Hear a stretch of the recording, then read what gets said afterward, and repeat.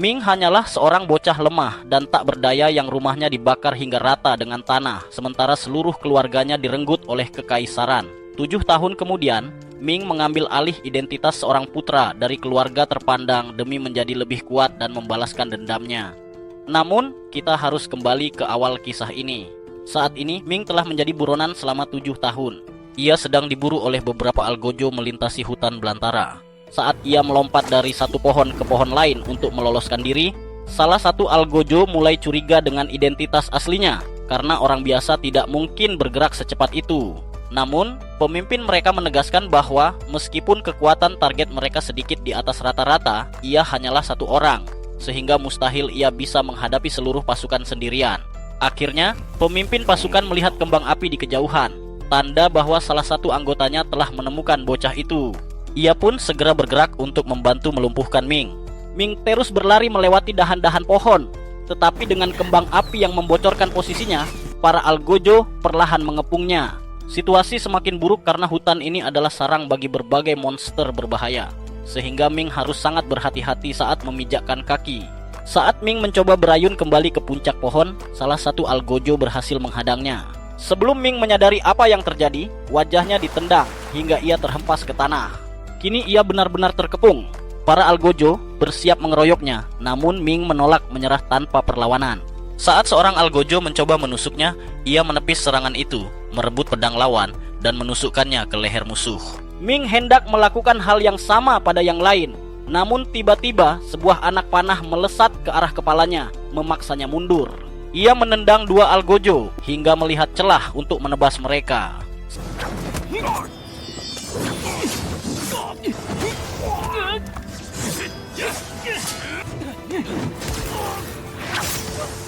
Saat Ming mengira ia sudah aman dan mulai menjarah mayat penjaga tersebut, sebuah anak panah mendarat di dekatnya. Menyadari panah itu tidak biasa, Ming berlari tepat sebelum panah itu meledak. Ia mendongak dan terkejut melihat 2 pendekar dari Kementerian Kehakiman telah tiba. Kedua pendekar itu terkejut Ming mengenali mereka, namun itu mempermudah tugas mereka karena Ming seharusnya tahu bahwa pertemuan ini berarti ia tidak akan selamat. Mereka membacakan tuduhan. 7 tahun lalu, ayah Ming melakukan pengkhianatan terhadap kaisar, dan sebagai hukuman, seluruh keluarganya dijatuhi hukuman mati. Namun Ming berhasil lolos dari takdirnya. Kini, mereka ada di sini untuk menyelesaikan tugas itu. Ming melemparkan batu untuk mengulur waktu, tetapi sang pemanah terus menembakinya. Saat mencoba lari, Ming dihadang oleh seorang wanita barbar yang mencengkeram pergelangan kakinya. Wanita itu hendak membantingnya, tetapi di detik terakhir, Ming menggunakan teknik khusus untuk mengubah susunan tulang kakinya dan lolos dari cengkeraman.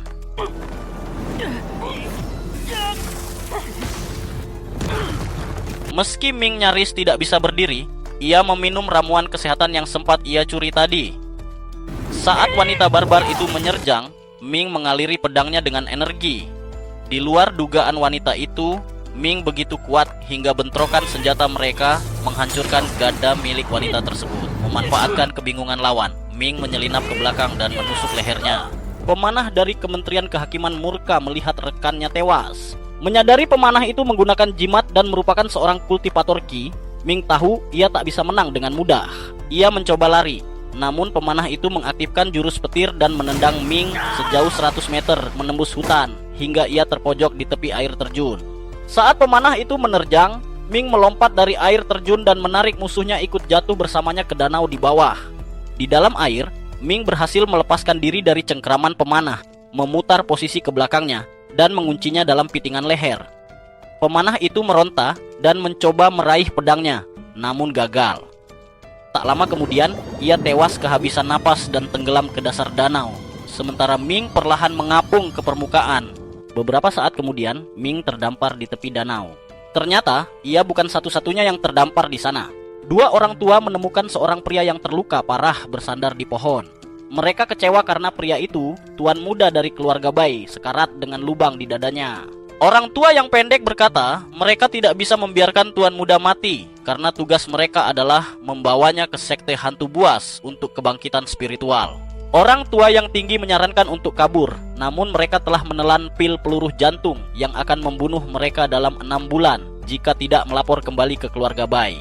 Karena frustrasi dengan nasib mereka yang di ujung tanduk, si pria tinggi menembakkan ledakan energi secara acak. Serangan itu mengenai batu tempat Ming bersembunyi. Menyadari ada saksi mata, mereka mencoba membunuh Ming. Namun, saat pria tinggi itu mencoba meninju dada Ming, Ming secara tidak sadar melindungi dirinya dengan perisai energi. Sebuah teknik yang mengejutkan kedua orang tua itu karena sangat mirip dengan teknik milik keluarga Bai. Kedua orang tua itu segera memeriksa kondisi tubuh Ming. Sesuai dugaan mereka, Ming ternyata telah menguasai teknik dasar pengendalian energi dan fondasi kekuatannya cukup kokoh. Terlebih lagi, wajahnya sangat mirip dengan tuan muda keluarga Bai yang telah tewas. Melihat peluang ini, mereka menyusun sebuah rencana. Mereka akan menyelamatkan nyawa Ming dan mengobati luka-lukanya, tetapi dengan satu syarat mutlak. Ming harus hidup menggunakan identitas baru sebagai tuan muda keluarga Bai dan mematuhi semua perintah mereka. Karena tidak memiliki pilihan lain demi bertahan hidup, Ming menyetujui kesepakatan tersebut. Setelah lukanya disembuhkan, kedua pria itu membawa Ming menuju lokasi upacara kebangkitan roh. Di dalam hati, Ming bersyukur nyawanya terselamatkan, namun ia cemas jika kekuatannya yang tidak seberapa akan membongkar penyamarannya. Pria tua itu menenangkan Ming, meyakinkan bahwa sekte hantu buas tidak memiliki catatan mengenai wajah asli tuan muda keluarga Bai. Selama Ming mengikuti teknik kontrol energi yang telah mereka ajarkan, ia seharusnya bisa lolos dalam ujian kebangkitan spiritual tersebut. Bicara soal ujian, Ming masih bingung tentang apa yang harus dilakukannya. Kedua pria itu menjelaskan bahwa ini adalah upacara untuk mengumpulkan energi Qi dalam jumlah besar ke dalam tubuh. Ketika Qi tersebut mencapai tahap kondensasi, seseorang bisa menjadi murid roh dan melangkah ke tingkat kultivasi yang lebih tinggi. Mereka menegaskan bahwa bisa berpartisipasi adalah kehormatan besar.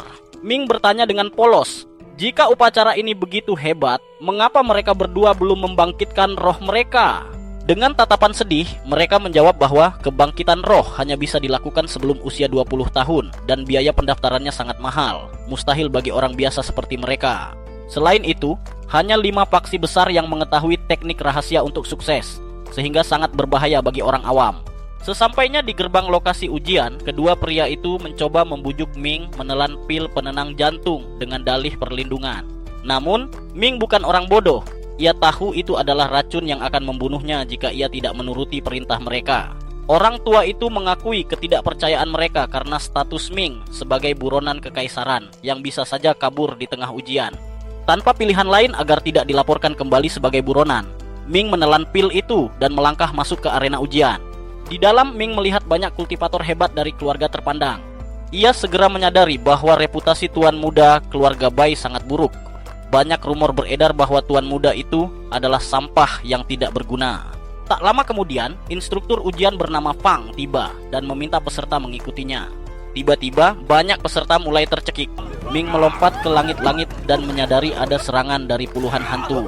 Saat peserta meminta tolong, Fang dengan dingin menjawab bahwa ini adalah sekte hantu buas. Jadi mereka harus bisa mengatasi roh jahat sendiri. Setelah para kultivator kuat berhasil mengatasi hantu-hantu itu, mereka lanjut ke tahap berikutnya. Di perjalanan, seorang pria mendekati Ming dan menawarkan aliansi. Ming setuju namun tetap waspada. Kecurigaannya terbukti saat mereka melewati terowongan sepi. Pria itu mundur dan Ming tiba-tiba terjerat rantai energi ungu. Pria itu menjelaskan ini adalah tahap kedua, sangkar pengorbanan. Satu orang harus dikorbankan agar yang lain bisa lolos. Pria itu meremehkan keluarga Bai yang diambang kehancuran, merasa tidak akan ada konsekuensi jika membunuh tuan mudanya. Mendengar hal itu, Ming justru merasa lega karena kematian dianggap wajar dalam ujian ini. Ia melepaskan kekuatannya dan menghancurkan rantai energi tersebut. Pria itu ketakutan, menyadari Ming adalah penipu karena tuan muda keluarga Bai yang asli tidak mungkin sekuat itu. Saat pria itu hendak menyerang karena panik, ia tiba-tiba merasakan sakit luar biasa. Ming mengungkapkan bahwa ia telah meracuni pria itu sejak awal pertemuan mereka sebagai langkah antisipasi. Akibat kecerobohannya menyerang dalam kondisi lemah, pria itu justru terjerat rantai ungu pengorbanan. Energinya terkuras habis dan ia tewas seketika. Ming melanjutkan perjalanan hingga keluar dari terowongan. Fang menyambut para peserta yang tersisa, mengatakan mereka beruntung bisa sampai sejauh ini. Namun, ujian sesungguhnya baru saja dimulai di arena kebangkitan spiritual ini. Ming tertegun menyadari lebih dari separuh peserta awal telah tewas. Namun tantangan di depan tampaknya jauh lebih mematikan. Beberapa peserta mulai menyadari bahwa banyak lingkaran energi di dalam arena sudah terisi oleh orang lain. Fang kemudian menjelaskan bahwa tempat-tempat tersebut diisi oleh anggota sekte hantu buas yang telah melatih energi spiritual mereka sejak kecil. Dari total 5 lingkaran energi yang tersedia, Fang telah memesan 3 diantaranya khusus untuk anggota sektenya sendiri. Dengan nada meremehkan, ia memberitahu peserta lainnya bahwa mereka harus memperebutkan sisa tempat yang ada. Para peserta tentu saja marah besar karena keluarga mereka telah membayar mahal agar mereka bisa mengikuti upacara kebangkitan ini. Rasanya sangat tidak adil jika Fang memonopoli sebagian besar sumber daya. Namun, Fang sama sekali tidak peduli soal keadilan. Di sini, dialah yang membuat aturan. Jika mereka tidak suka dengan cara pembagiannya, mereka dipersilakan untuk pergi. Karena tidak punya pilihan lain, para peserta terpaksa berdesakan masuk ke dalam 2 lingkaran terakhir dan bersiap untuk memulai kebangkitan spiritual. Setelah semua orang mendapatkan posisi, Ming melihat seorang gadis cantik duduk di seberangnya. Saat gadis itu menatap ke arahnya, Ming sempat terpesona. Namun ia segera teringat bahwa dirinya adalah seorang buronan yang dipaksa mengikuti upacara mematikan ini. Jadi asmara bukanlah prioritas utamanya saat ini. Gadis itu tampak terkejut karena pesona spiritualnya tidak mempan pada Ming, yang justru membuatnya mulai tertarik pada pemuda itu. Namun, tidak ada waktu untuk gangguan karena upacara segera dimulai. Setiap jalur diisi dengan cairan energi padat. Ketika formasi diaktifkan, energi spiritual yang sangat pekat menyelimuti mereka untuk diserap. Dalam hitungan detik, beberapa kultivator jatuh dan tewas karena tidak kuat menahan tekanan yang luar biasa. Ming yang masih baru dalam dunia kultivasi sempat kesulitan. Namun, berkat teknik pengendalian energi yang diajarkan padanya, kini tugasnya adalah menyerap energi sebanyak mungkin untuk membuka meridiannya. Sementara itu, para pemimpin dari 8 cabang sekte hantu buas berkumpul untuk memantau kemajuan para kandidat. Ketua sekte terkesan dengan performa tahun ini, namun ia mendengar ada perselisihan antar pemimpin cabang dalam memperebutkan murid. Ternyata, Shu dan Lin berdebat memperebutkan seorang murid. Lin bersikeras bahwa ia berhak atas murid tersebut karena dialah yang menemukan pemilik tubuh mimpi buruk Kalan. Para pemimpin cabang terkejut mengetahui ada seseorang dengan tubuh langka tersebut. Keraguan mereka sirna saat tubuh mimpi buruk itu bermanifestasi di depan mata mereka, menunjukkan 6 saluran roh. Ketua sekte pun setuju bahwa gadis itu akan menjadi aset berharga di bawah bimbingan Lin. Ketua sekte kemudian bertanya kepada Gai apakah ada murid yang ia incar. Gai menjawab bahwa ia enggan bersaing dengan pemimpin lain, jadi ia rela mengambil sisa-sisa dari para orang asing. Ketua sekte mengingatkan bahwa orang asing biasanya hanya mampu membangkitkan 3 saluran roh, jumlah yang rendah dibandingkan murid sekte. Gai menyadari hal itu, namun karena cabangnya miskin sumber daya, ia hanya meminta satu hal. Jika ada orang asing yang ternyata berbakat, pemimpin lain tidak boleh merebutnya. Tiba-tiba, Lin menunjuk ke arah Ming karena kultivasinya tampak berpotensi mencapai 9 saluran legendaris. Ketua sekte melihatnya namun segera kehilangan minat. Ia menilai Ming tidak memiliki teknik penyaluran yang benar, sehingga tubuhnya pasti akan meledak karena tidak kuat menahan energi. Nasib yang sama seperti peserta malang di belakang Ming. Tubuh Ming memang mulai kewalahan, jadi ia menyegel saluran rohnya untuk menahannya. Gai berkomentar bahwa trik itu hanya menunda kematian yang tak terelakkan. Perhatian mereka kemudian beralih ke peserta asing lain bernama Jay yang sukses membuka 9 saluran roh. Gai sangat senang karena merasa strateginya berhasil. Namun, pemimpin cabang terakhir Li Shu tiba-tiba muncul dan mengklaim Jay sebagai muridnya dengan alasan Jay adalah keponakannya dan memiliki elemen petir yang cocok dengannya. Gai kecewa murid berbakat itu diambil, namun ia tidak bisa membantah dan kembali meminta agar sisa peserta asing diserahkan padanya. Kejutan belum berakhir. Seorang peserta lain bangkit dan melampaui semua ekspektasi dengan memunculkan bukan hanya 9, melainkan 12 saluran roh, sebuah fenomena yang hampir tak pernah terdengar. Gai cepat-cepat mengklaim anak itu, namun ketua sekte yang tidak mau kalah menggunakan kekuasaannya untuk merebut peserta dengan 12 saluran roh tersebut menjadi murid pribadinya. Gai merasa sangat terpukul dan tidak berdaya melawan atasan. Dengan putus asa, Gai kembali melihat ke arena dan melihat Ming masih bertahan hidup. Ia merasa penasaran karena seharusnya Ming sudah meledak. Masalah yang dihadapi Ming adalah ia memiliki energi untuk 9 saluran, tapi inti tubuhnya tidak cukup kuat menampungnya. Alih-alih membuang energi itu, Ming melakukan hal gila. Ia menggunakan kekuatan rohnya untuk memadatkan saluran-saluran tersebut agar muat. Belum pernah ada yang melakukan ini sebelumnya. Upacara pun berakhir. Sementara peserta lain memiliki saluran roh yang panjang dan tipis. Berkat metode uniknya, Ming kini memiliki 3 saluran roh, namun ukurannya raksasa dan jauh lebih padat daripada milik siapapun. Beberapa menit berselang, Gai turun dari podium untuk mengambil para awakener asing yang tidak diinginkan oleh para pemimpin cabang lainnya. Ia kemudian memerintahkan asistennya Shai untuk memimpin rombongan sisa tersebut menuju wilayah cabang miliknya. Setelah perjalanan yang cukup panjang, mereka akhirnya tiba di depan sebuah portal energi. Namun, kejadian aneh terjadi segera setelah mereka melangkah melewati portal tersebut menuju sisi lain. Seluruh murid baru jatuh pingsan seketika, terkapar di tanah tak sadarkan diri. Hanya satu orang yang masih berdiri tegak, dan itu adalah Ming. Seorang pria tua yang duduk santai di sebuah kursi tiba-tiba angkat bicara. Ia mengaku terkesan karena Ming tidak pingsan seperti rekan-rekannya yang lain. Ming seketika waspada, berpikir bahwa ini mungkin semacam jebakan mematikan. Namun, pria tua itu meyakinkannya bahwa ia tidak dalam bahaya. Ia menjelaskan bahwa energi di dalam kuil ini begitu padat dan murni, sehingga sebagian besar pemula tidak akan mampu menahan tekanannya dan langsung kehilangan kesadaran. Pria tua itu kemudian menawarkan sesuatu. Jika Ming berada di sini untuk mencari teknik bela diri, ia menyarankan agar Ming mengambil gulungan mantra levitasi, api dasar, dan angin dasar. Ming menerima saran tersebut, namun dalam hati ia bertanya-tanya, mengapa ia hanya diizinkan mengambil gulungan mantra tingkat rendah. Seolah membaca pikiran Ming, pria tua itu memperingatkan bahwa sebagian besar gulungan di sini terlalu canggih dan berbahaya bagi pemula. Ia menegaskan bahwa Ming sebaiknya tidak bertindak gegabah. Hanya mereka yang dipilih secara pribadi oleh pemimpin cabang yang memiliki izin untuk mengakses gulungan tingkat tertinggi. Jadi tidak ada yang bisa dilakukan Ming selain menerimanya. Dengan nada meremehkan, pria tua itu mengatakan bahwa ini adalah kesalahan Ming sendiri karena terlahir sebagai pecundang lemah yang hanya memiliki 3 saluran roh. Namun, di balik hinaan itu, sang pria tua menyadari sesuatu yang istimewa. Ming memiliki kekuatan mental yang luar biasa besar untuk seseorang dengan bakat alamiah yang begitu rendah. Karena penasaran, ia memutuskan untuk menguji Ming. Ia mengeluarkan sebuah bola kristal dan meminta Ming menyalurkan energinya ke dalam benda itu untuk mengukur kekuatannya. Namun, Ming yang memiliki insting tajam dapat merasakan bahwa pria tua ini bukanlah orang yang baik.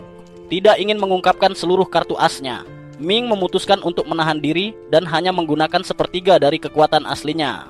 Meski hanya sepertiga, hasilnya cukup untuk membuat pria tua itu terperanjat. Ia belum pernah melihat kekuatan mental sekuat ini pada seorang pemula. Yakin bahwa Ming akan melangkah jauh sebagai kultivator, ia menawarkan sebuah teknik kultivasi khusus. Pria tua itu menjelaskan bahwa versi asli teknik tersebut ditulis dalam bahasa kuno yang rumit. Namun versi bambu yang ia berikan adalah hasil terjemahan pribadinya. Saat Ming meminta untuk melihat versi aslinya, pria tua itu tersinggung. Ia menghardik Ming, mengatakan bahwa bocah itu tidak akan pernah bisa memahami sesuatu yang membutuhkan waktu bertahun-tahun baginya untuk diterjemahkan. Ia mengklaim teknik itu bisa membawa Ming mencapai tahap penguasaan menengah tanpa hambatan.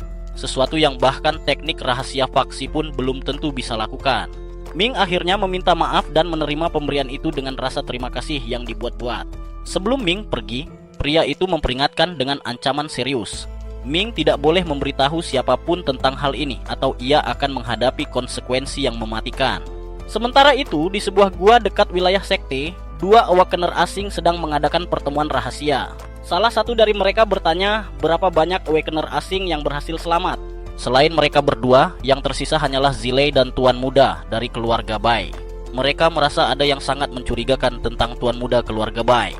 Sosok itu dikenal luas sebagai putra tidak berguna yang dibuang oleh keluarganya, sehingga mustahil sampah seperti itu bisa selamat dari ujian kebangkitan roh yang mematikan. Mereka memutuskan untuk menguji Ming guna memastikan apakah ia benar-benar orang yang sama. Namun mereka harus sangat berhati-hati agar penyamaran mereka tidak terbongkar. Identitas asli mereka adalah mata-mata dari Kementerian Kehakiman yang memiliki misi berbahaya untuk menyusup ke lingkaran dalam sekte hantu buas. Satu kesalahan kecil saja bisa berakibat fatal bagi misi mereka. Di sisi lain, Ming mengurung diri di sebuah kabin terpencil untuk melatih kemampuannya. Ia sebenarnya masih tidak mempercayai teknik kultivasi pemberian Pak Tua itu, karena pria itu tidak terlihat seperti tipe orang yang melakukan kebaikan tanpa pamrih. Namun, Ming tidak punya pilihan lain jika ingin meningkatkan kekuatannya dengan cepat. Beberapa bulan berlalu, dan tiba waktunya bagi para kultivator baru untuk kembali ke kompleks utama guna menjalani evaluasi. Saat Ming dan yang lainnya tiba, mereka bertemu dengan Shai yang menanyakan perkembangan latihan mereka. Murid-murid lain mengakui bahwa mereka tidak membuat banyak kemajuan karena tidak ada yang membimbing, sehingga mereka harus belajar secara otodidak dengan lambat. Ketika ditanya, Ming berbohong demi tidak menarik perhatian. Padahal kenyataannya, kemajuannya jauh melampaui mereka semua. Ming melihat sekeliling dan menyadari betapa sedikitnya orang di sana. Ia bertanya kepada Shai, apakah ini semua murid dari cabang Juren? Dengan sedih, Shai membenarkan. Cabang ini adalah yang paling terabaikan dari 8 cabang yang ada. Mereka cukup beruntung, bahkan bisa diizinkan berpartisipasi dalam turnamen ini. Shai memotivasi mereka untuk memenangkan hadiah sebanyak mungkin guna mempercepat perjalanan kultivasi mereka. Mata para murid berbinar mendengar kata hadiah. Shai menyebutkan kemungkinan adanya pil penguat kultivasi yang membuat semangat mereka terbakar. Tak lama kemudian, pemimpin cabang tiba dan memberikan pidato singkat tentang pentingnya ketekunan. Namun ironisnya, tepat saat ia berbicara tentang kerja keras, sosok paling pemalas di sekte itu jatuh dari langit. Dia adalah Zhu, salah satu master di sana yang datang terlambat karena mabuk semalaman dan masih mengalami sakit kepala hebat. Setelah menenangkan diri, Zhu memperingatkan para siswa agar tidak menjadi pemalas seperti dirinya jika tidak ingin dihajar. Ia kemudian memanggil beberapa labu sakti berisi cairan yang memiliki efek setara dengan pil kultivasi tingkat tinggi. Semua orang kini sangat antusias untuk membuktikan diri. Turnamen pun dimulai. Para pemula diminta maju terlebih dahulu. 2 murid langsung di bawah pemimpin cabang, Fang dan Chang, dipilih untuk melawan 3 murid baru termasuk Ming. Meskipun dikatakan sebagai pertandingan persahabatan, Fang tampak menikmati kesempatan untuk menghajar para pecundang dengan 3 saluran roh. Saat pertarungan dimulai, Fang dengan brutal menghajar murid bertubuh gempal. Murid perempuan mencoba membantu dengan serangan bilah angin, tetapi serangan itu tidak memberikan dampak apapun pada Fang. Fang kemudian berbalik menyerang gadis itu dengan niat jahat. Ming tahu gadis itu tidak akan selamat dari hantaman tersebut. Dengan cepat, Ming menggunakan teknik levitasinya untuk mengangkat gadis itu menyingkir dari jalur serangan, menyelamatkannya tepat waktu. Para pemimpin yang menonton, termasuk Gai, terkesan dengan pemikiran cepat Ming. Gai menyayangkan bahwa seseorang dengan kecerdasan tempur seperti Ming hanya memiliki 3 saluran roh. Sementara itu, Fang merasa kesal karena Ming mengganggu serangannya. Ia pun mengincar Ming. Meskipun tingkat kultivasi Fang jauh lebih tinggi, ia tidak bisa mendaratkan satu pukulan pun karena Ming terus menghindar dengan lincah. Ming membalas menggunakan teknik tebasan angin. Meskipun serangannya lebih kuat dari milik gadis tadi, itu masih belum cukup menandingi kekuatan mentah Fang. Fang menerobos serangan itu dan kembali menerjang. Melihat Ming mampu memberikan perlawanan, murid-murid lain memutuskan untuk bergabung. Mereka menyerang Fang dengan tebasan angin untuk mengalihkan perhatian, sementara Ming menyelinap masuk untuk mendaratkan 1 atau 2 serangan telak. Para pemimpin sekte sekali lagi dibuat kagum oleh kemampuan adaptasi Ming. Ia dengan sempurna mengeksekusi taktik pukul dan lari untuk menutupi kekurangan kekuatannya.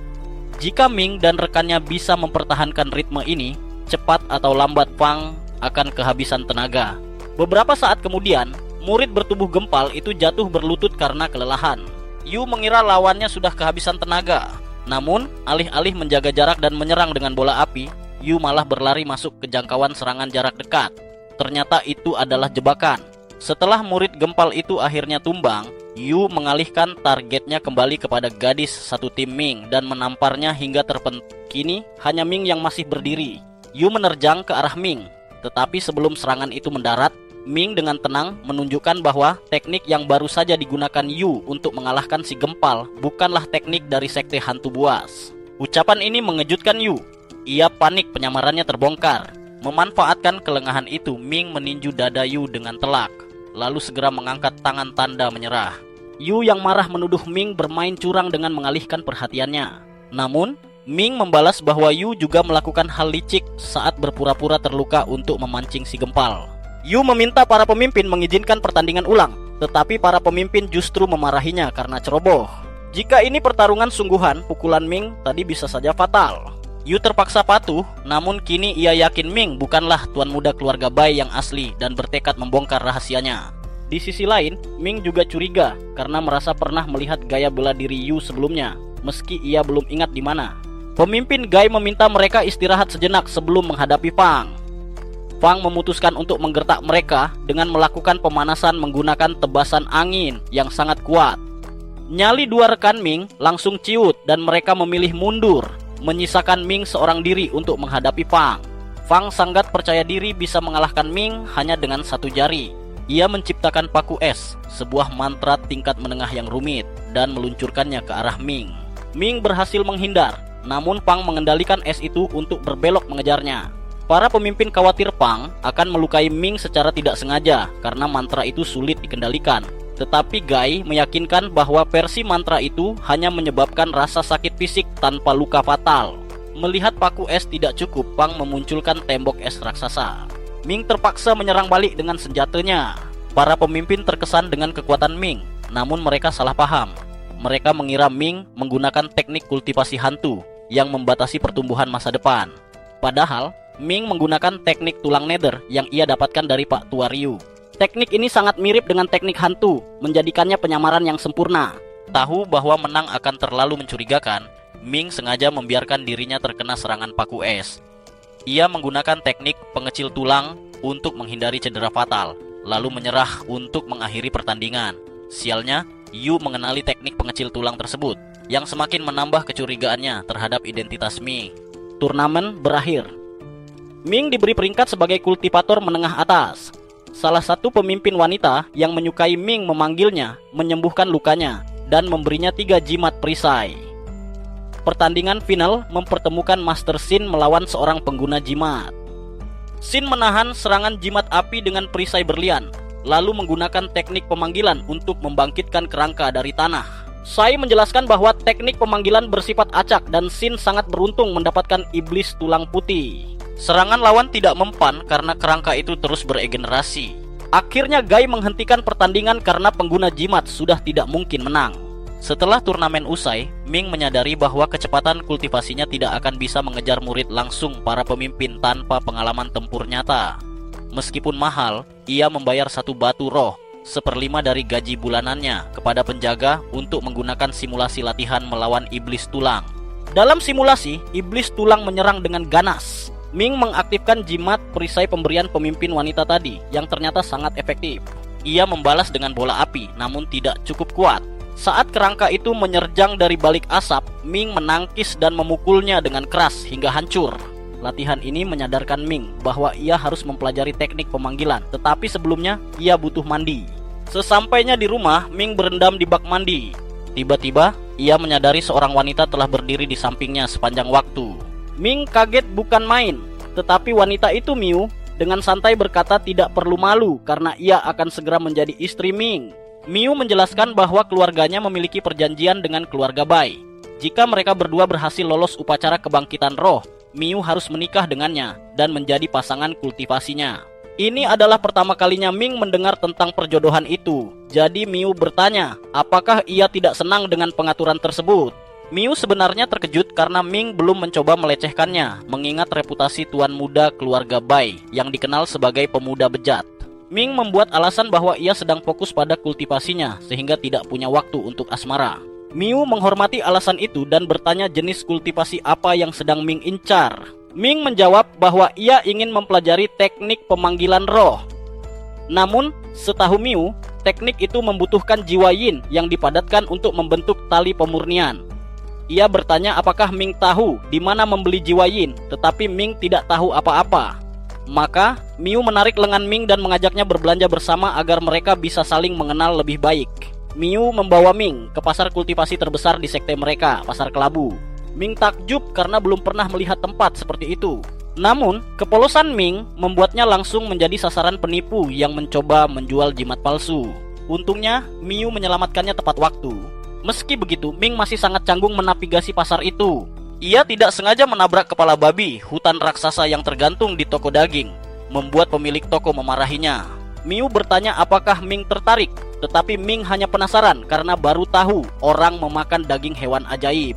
Pemilik toko menjelaskan bahwa daging itu bisa meningkatkan kultivasi, tetapi harus dimakan dalam jumlah yang sangat banyak, sekitar 50 kali lipat porsi normal, untuk merasakan efeknya. Miu pun melarang Ming membelinya. Penipuan di pasar itu belum berakhir. Seorang pria licik mencoba menipu Ming untuk membeli batu tak berguna. Kesabaran Miu habis. Ia mengancam akan melaporkan penipu itu ke ketua sekte. dan mengusirnya jika tidak segera pergi. Setelah penipu itu lari, Miu memperingatkan Ming untuk berhati-hati. Miu kemudian membawa Ming ke toko Wubao, tempat yang menjamin keaslian barang meski harganya mahal. Ming bertanya tentang harga jiwa yin kelas rendah. Pemilik toko menyebutkan harganya 3 batu roh, jumlah yang terlalu mahal bagi Ming yang hanya memiliki sisa 4 batu untuk bulan ini. Permintaan diskonnya ditolak mentah-mentah. Miu menawarkan pinjaman, namun Ming menolak dengan halus. Ia membayar jiwa yin tersebut dan berterima kasih pada Miu. Sebelum berpisah, Miu memberi saran. Jika Ming ingin membuat tali pemurnian jiwa berkualitas tinggi, ia sebaiknya menangkap sendiri jiwa yin kelas tinggi di kolam jiwa sekte. Ming sudah memikirkan itu, tetapi masuk ke sana membutuhkan poin kontribusi sekte dan uangnya sudah hampir habis. Miu memberi solusi dengan mengajak Ming bergabung dalam timnya untuk misi sekte yang akan datang, di mana Ming bisa mendapatkan banyak poin kontribusi. Ming setuju dan mereka berjanji bertemu besok pagi. Setelah Ming pergi, Yu muncul dari balik tikungan dan meminta laporan dari Miu. Miu mengatakan tidak menemukan hal mencurigakan. Yu mengingatkan tentang kesepakatan dengan keluarga Miu agar Miu mau bekerja sama dalam penyelidikannya. Namun Miu jujur mengatakan ia tidak bisa menilai karena ini baru pertama kalinya ia bertemu langsung dengan Ming, meski mereka dijodohkan. Bagi Miu, justru Yu yang terlihat mencurigakan karena begitu obsesif menyelidiki seseorang yang tidak membuat masalah. Tetapi Yu tetap yakin ada yang salah dengan Ming dan berencana menyelidiki sendiri. Hari misi pun tiba. Ming bertemu Miu di lokasi. Misi mereka hanyalah mengumpulkan bahan, jadi Ming pikir akan mudah. Namun, Miu memperingatkan bahwa misi semacam ini tidak pernah sederhana. Itulah sebabnya ia membawa bantuan tambahan, Du, Wu, Mei, dan yang mengejutkan Ming, Yu. Miu menjelaskan bahwa Yu sendiri yang menawarkan diri. Meski tidak percaya pada Yu, Ming tidak dalam posisi untuk menolak. Rombongan pun berangkat menuju pegunungan. Tugas mereka adalah mengumpulkan buah darah yang dijaga oleh kupu-kupu hitam agresif. Miu sudah punya rencana. Ia memberikan bubuk penarik roh kepada Wu dan Mai untuk memancing kupu-kupu menjauh. Karena keduanya memiliki jimat kecepatan, mereka seharusnya aman. Sementara kupu-kupu teralihkan, sisanya akan mengumpulkan buah. Setiap orang harus mengumpulkan minimal 25 buah dan kelebihannya bisa dijual. Yu menambahkan bahwa jika Ming bertemu kupu-kupu, ia bisa membunuhnya karena kupu-kupu itu lemah secara individu, kecuali dalam kawanan besar. Rencana berjalan lancar. Wu dan Mei berhasil memancing sebagian besar kupu-kupu pergi. Tim pun menyebar untuk mengumpulkan buah. Sementara itu, di bagian lain pegunungan, seorang kultivator tingkat tinggi bernama Yi sedang terbang dengan pedangnya mencari sesuatu. Beberapa saat kemudian, Ming berhasil mengumpulkan cukup banyak buah berkat bantuan tali pemurnian jiwa buatannya yang sangat berguna untuk memanjat tebing. Namun, saat memindahkan sebuah batu besar, ia tidak sengaja melepaskan sekelompok kupu-kupu hitam. Ming terpaksa melawan, menebas dengan rantainya dan menghabisi mereka dengan bola api. Tepat saat ia merasa aman, tubuhnya tiba-tiba terikat oleh mantra pengikat yang dipasang Yu. Mantra ini khusus dibuat untuk melumpuhkan kultivator, membuat Ming tidak bisa menggunakan energi spiritualnya sama sekali. Yu muncul dan berkata ia hanya ingin jawaban atas beberapa pertanyaan, sambil mengancam bahwa hilangnya seorang kultivator 3 saluran roh di pegunungan tidak akan dipedulikan sekte. Pertanyaan pertamanya mengejutkan Ming. Apa hubunganmu dengan Pulau Shan? Ming mengaku tidak pernah mendengarnya. Yu mendesak, kalau begitu, bagaimana kau bisa menguasai teknik pengecil tulang yang kau pakai saat turnamen? Teknik itu hanya diajarkan di Pulau Shan. Ming menyadari bahwa penggunaan teknik pengecil tulang itu mungkin telah membongkar penyamarannya. Ia tidak bisa berkilah begitu saja, namun ia juga tidak mungkin mengungkapkan kebenaran bahwa ia pernah berada di Pulau Shan. Akhirnya, ia berdalih kepada Yu bahwa ia memang mempelajari teknik itu, namun ia mendapatkannya dari sebuah buku panduan yang ia temukan di mayat seorang buronan. Yu mulai memberondongnya dengan lebih banyak pertanyaan untuk mencari celah.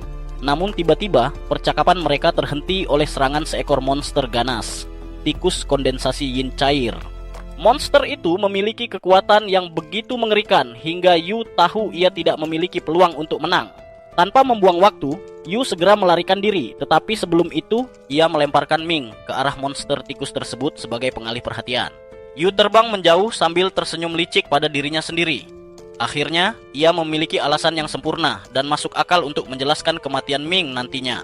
Kini Ming ditinggalkan sendirian menghadapi maut.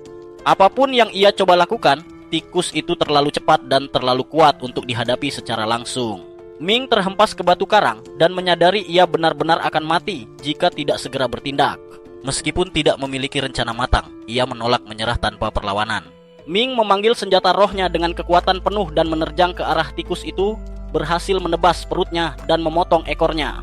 Namun, meski berhasil melukai monster itu, Ming juga menerima kerusakan parah sebagai balasannya. Ia tidak akan bisa bertahan lebih lama lagi. Tepat pada saat kritis itu, seorang kultivator wanita tingkat tinggi bernama Yi muncul. Melihat Ming yang kewalahan, Yi menurunkan hujan pedang petir untuk membantu. Serangan itu membuat tikus tersebut ketakutan dan lari, namun itu justru menjadi masalah karena tujuan Yi adalah membunuhnya. Yi menciptakan pusaran angin di langit untuk menyedot tikus itu kembali. Tetapi secara tidak sengaja ia juga menyeret Ming ke udara. Ming terlempar terbang namun berhasil menyeimbangkan diri dengan memanggil nimbusnya. Sial bagi Ming, hampir seketika itu juga lidah tikus itu melilit tubuhnya. Monster itu berniat memakan Ming untuk meminum darahnya demi meregenerasi luka-lukanya. Yi tidak membiarkan itu terjadi. Dengan cepat ia memotong lidah tikus tersebut hingga monster itu lari kesakitan. Yi kini harus memburunya kembali, namun ia membutuhkan umpan. Tanpa mempedulikan keselamatan Ming, ia menangkap pemuda itu dan melemparkannya ke area tempat tikus itu melarikan diri. Benturan keras membuat Ming pingsan sejenak. Saat terbangun, ia mendapati monster tikus itu sedang menatap tepat ke arahnya. Tikus itu menembakkan beberapa duri tajam. Ming segera mengeluarkan perisainya untuk bertahan. Tepat sebelum duri itu menghantam, Yi melompat masuk dan menggunakan artefaknya untuk menyerap serangan tersebut. Tikus itu kini mengalihkan perhatiannya pada Yi dan meluncurkan lebih banyak duri. Yi memasang perisai, namun ia meremehkan kekuatan serangan itu. Satu duri berhasil menembus pertahanan dan nyaris melukai wajah cantiknya. Hal ini memicu kemurkaan Yi. Ia mengunci target dan membalas dengan puluhan pedang petir. Namun, yang mengejutkan, tikus itu masih hidup meski terluka parah. Tidak ingin mengambil risiko lagi, Yi menggunakan salah satu teknik rahasianya dan menghantamkan pedang petir raksasa ke tubuh tikus itu. Tubuh monster itu hancur lebur sepenuhnya. Ming mencoba mencegah sisa-sisa jiwa tikus itu kabur, namun pergerakannya terlalu cepat. Untungnya, Yi sudah mengantisipasi hal ini. Ia memusnahkan sisa jiwa itu dengan pedangnya dan menyimpan bangkai tikus yang telah terpotong-potong ke dalam artefaknya. Setelah pertarungan usai, Ming menyadari bahwa perbedaan kekuatan antara dirinya dan kultivator tingkat tinggi seperti Yi bagaikan bumi dan langit. Ia harus bertaruh nyawa melawan tikus itu, sementara bagi Yi, monster itu hanyalah gangguan kecil. Yi kemudian berbicara pada Ming, menghina kemampuan bertarungnya yang menyedihkan. Namun, karena Ming berguna sebagai umpan, ia memberinya hadiah. Ming diperbolehkan mengambil potongan tubuh tikus yang jatuh ke jurang jika ia mau mencarinya. Sebelum pergi, Yi bertanya teknik kultivasi apa yang digunakan Ming. Ming berbohong dengan mengatakan ia berlatih teknik roh hantu. Yi tidak percaya karena ia bisa merasakan perbedaan pada aura teknik tersebut.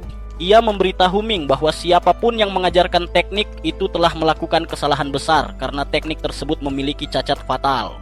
Ming menjadi cemas dan meminta penjelasan, namun Yi merasa tidak perlu terlibat lebih jauh dengan urusan kultivasi orang asing.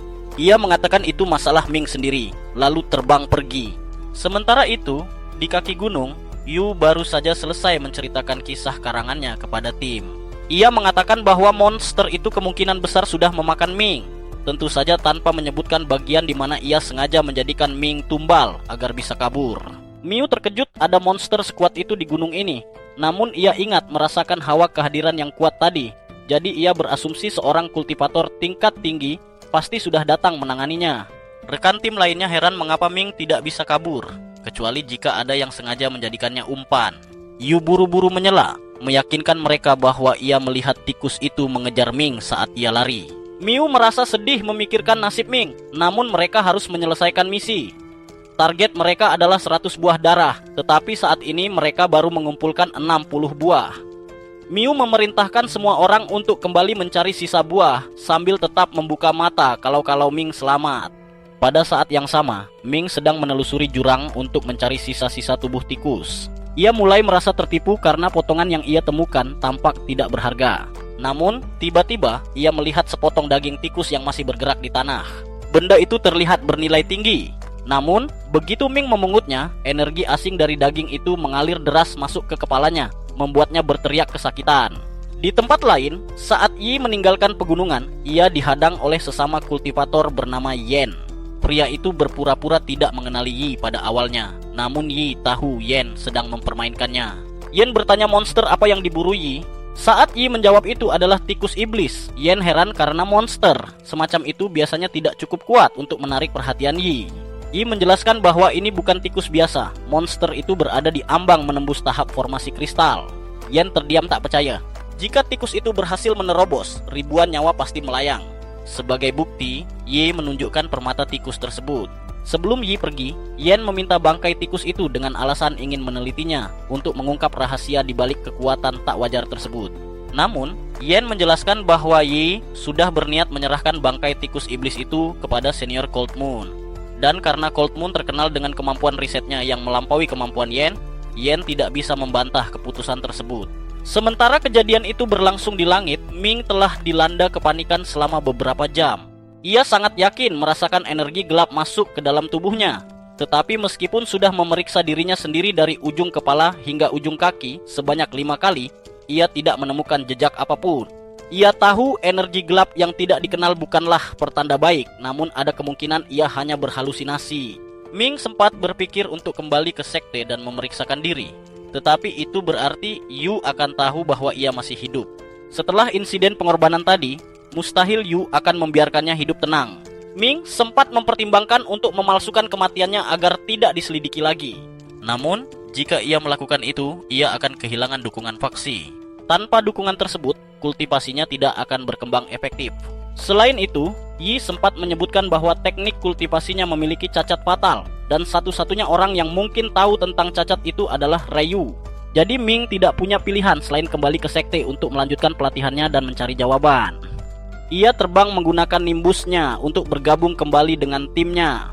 Di saat yang sama, tim Ming mulai khawatir karena mereka menghabiskan sepanjang sore mencari buah darah tambahan, namun masih kekurangan 19 buah. Medan pegunungan telah berubah drastis akibat teknik tingkat tinggi yang digunakan Yi untuk mengalahkan tikus iblis, sehingga sebagian besar buah tertimbun reruntuhan. Tanpa Ming, mustahil mereka bisa memenuhi kuota sebelum tenggat waktu. Tiba-tiba, mereka melihat seseorang mendekat. Semua orang terkejut, terutama Yu saat melihat Ming terbang mendarat dengan selamat. Anggota kelompok bertanya apa yang terjadi. Ming bercerita bahwa ia dipojokkan oleh monster kuat dan nyaris tewas, tetapi untungnya diselamatkan oleh seorang kultivator tingkat tinggi tepat pada waktunya. Miu bertanya mengapa ia menghilang begitu lama jika sudah diselamatkan. Ming beralasan bahwa ia terkena dampak serangan senior Yi sehingga pingsan cukup lama. Namun, kabar baiknya adalah ia masih memiliki semua buah darah yang dikumpulkannya. Dengan tambahan 24 buah milik Ming, kuota mereka terpenuhi. Misi hari itu sukses. Saat bersiap kembali ke sekte, Du menawarkan tumpangan kepada Ming yang masih perlu memulihkan diri. Yu hendak pergi juga, tetapi Miu menahannya sejenak. Ia mengingatkan Yu bahwa keluarganya hanya setuju untuk memantau sekte hantu buas, bukan membunuh orang. Miu tahu Yu mencoba membunuh Ming di gunung, tetapi Yu berkilah bahwa Ming adalah ancaman bagi misi pengadilan kekaisaran. Miu membalas bahwa jika Ming benar-benar bersekongkol melawan kekaisaran, ia tidak mungkin kembali ke sekte. Lebih aman baginya membiarkan Yu mengira dia sudah mati. Miu memperingatkan dengan tegas, jika Yu mencoba menyerang Ming lagi dengan alasan bodoh, ia akan berhadapan langsung dengan Miu. Hari itu, Ming menerima bagian hadiah misinya dari Du. Sebelum pergi, Du berkata bahwa kekuatan adalah segalanya di dunia kultivasi, begitu pula dalam memilih pasangan. Ia menyarankan Ming untuk mengevaluasi kembali pertunangannya dengan Miu. Tak lama kemudian, Miu muncul. Ming bertanya apakah pertunangan mereka hanya sandiwara, tetapi Miu mengajaknya ke gunung terdekat untuk bicara empat mata. Di tempat sepi, Miu mengungkapkan bahwa ia tahu Ming bukanlah Ming yang asli sejak hari pertama mereka bertemu. Miu terkejut Ming mengira ia tidak akan menyadari perbedaan sifat tunangannya. Namun, karena Ming jauh lebih dewasa daripada Ming yang manja, Miu tidak keberatan dengan pergantian ini. Ming bertanya mengapa Miu tidak melaporkannya kepada Yu. Miu menjelaskan bahwa ia tidak punya alasan untuk itu. Pertunangannya dengan keluarga Bai didasari janji pemberian teknik kultivasi rahasia agar ia bisa menjadi master roh. Dengan hilangnya Ming asli, kesepakatan itu terancam batal, kecuali Ming membantunya. Ming mengaku tidak tahu rahasia keluarga Bai, tetapi Miu yakin dengan peran Ming sebagai putra keluarga tersebut, ia pasti memiliki akses informasi yang berguna. Selama Ming membantunya, Miu berjanji akan menjaga rahasia Ming. Selama beberapa hari berikutnya, Ming fokus berkultivasi menggunakan pil pemulihan yang ia dapatkan dari kompetisi kecil. Ketika pil itu hampir habis, ia mencoba sesuatu yang lain. Ia teringat potongan tulang tikus iblis yang ia simpan. Karena tikus itu mampu menembus perisai Yi, tulang itu pasti bisa menjadi senjata yang bagus.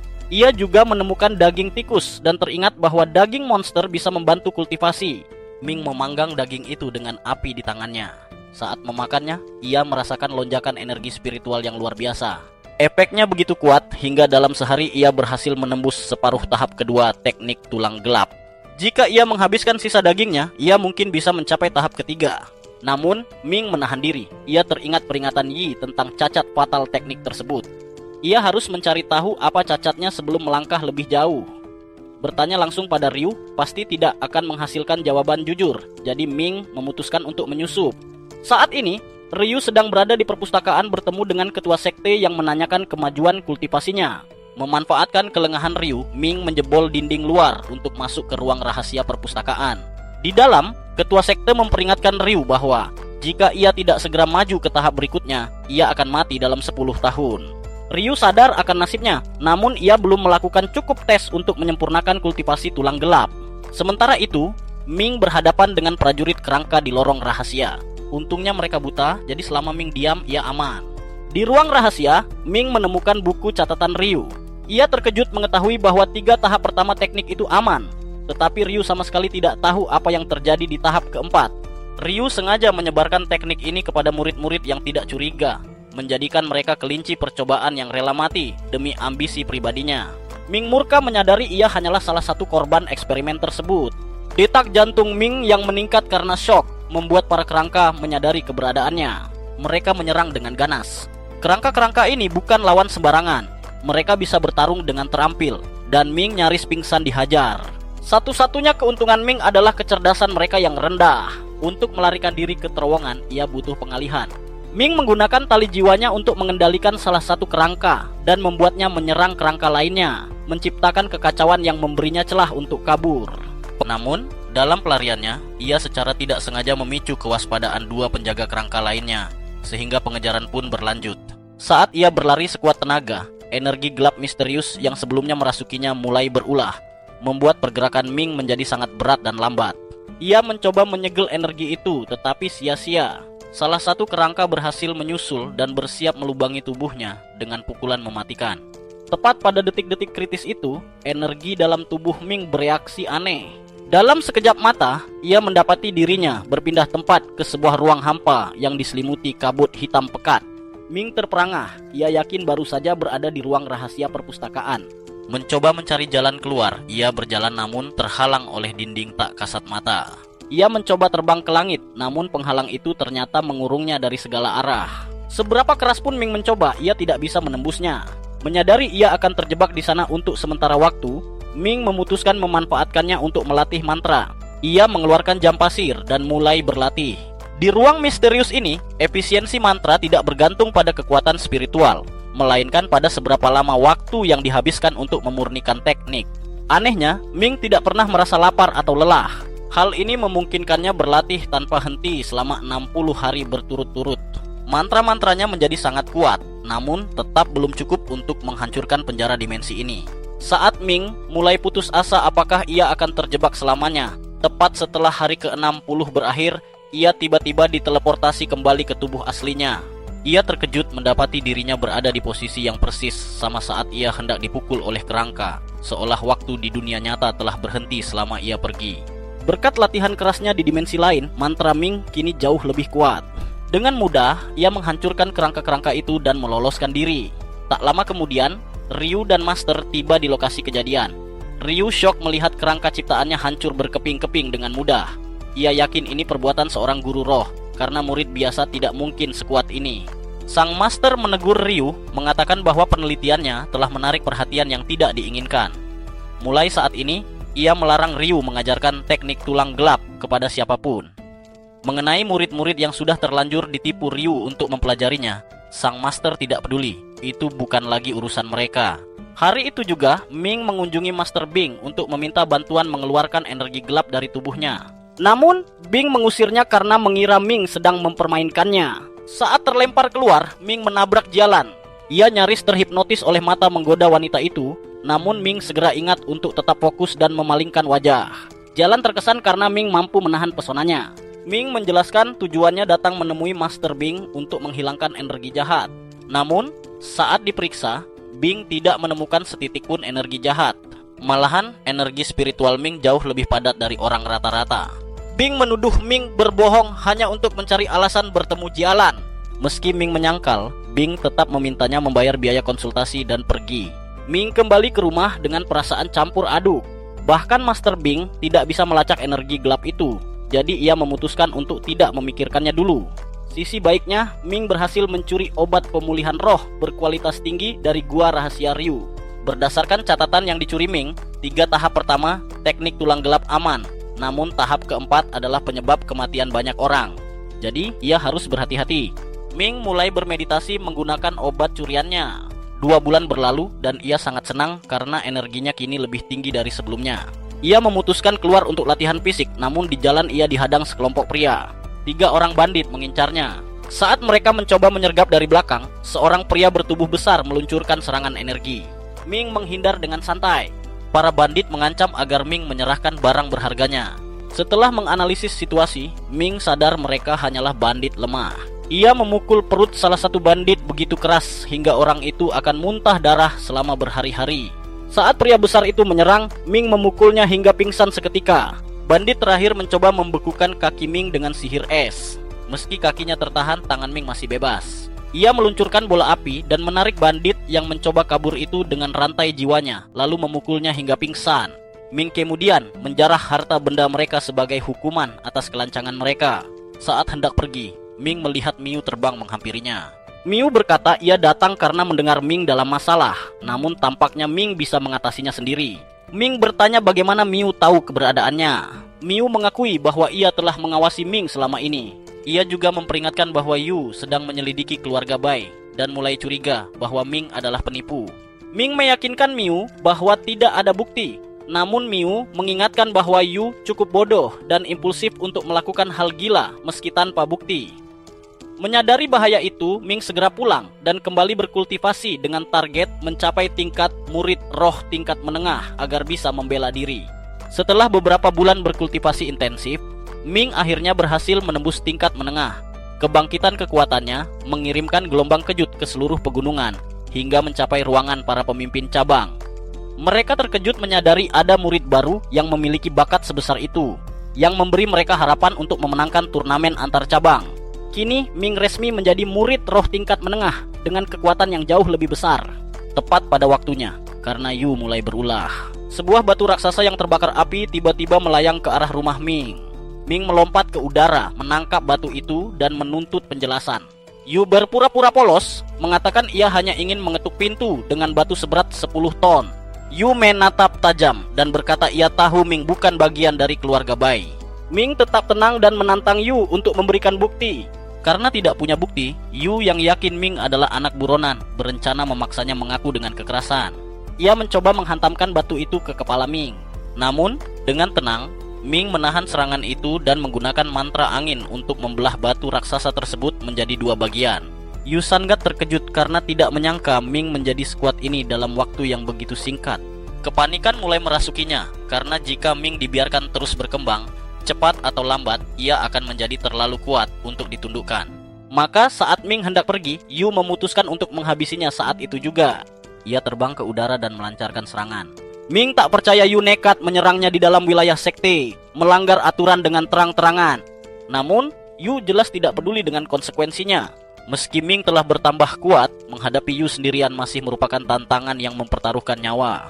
Beruntung bagi Ming, seorang senior wanita kebetulan lewat dan melihat pertarungan tersebut. Kecewa melihat sesama murid sekte saling serang, ia segera melerai dan menuntut penjelasan. Ming dengan cerdik mengatakan bahwa mereka hanya sedang melakukan latih tanding persahabatan, jadi tidak perlu khawatir. Senior itu tentu saja tidak percaya begitu saja. Namun karena Ming tidak mengajukan keluhan resmi, ia tidak punya alasan untuk memperpanjang masalah. Ia kemudian memberitahu bahwa mereka berdua dipanggil oleh para pemimpin cabang. Ming segera menuju aula utama, diikuti oleh Yu yang terpaksa menahan diri. Sesampainya di aula, Fang sudah menunggu. Para pemimpin cabang memberitahu bahwa mereka bertiga terpilih mewakili cabang untuk berpartisipasi dalam turnamen melawan cabang 9 celah.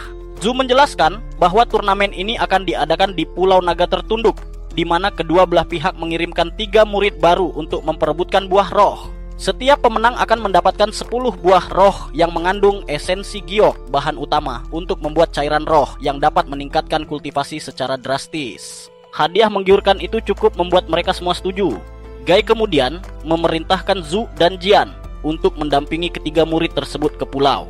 Setibanya di sana, Ming dan timnya diperkenalkan kepada Dazi, master dari cabang 9 celah beserta murid-muridnya.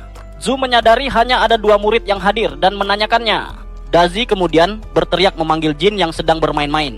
Jin akhirnya turun dan Dazi meminta maaf atas perilaku muridnya yang tumbuh sendirian di hutan sehingga belum mengenal tata krama.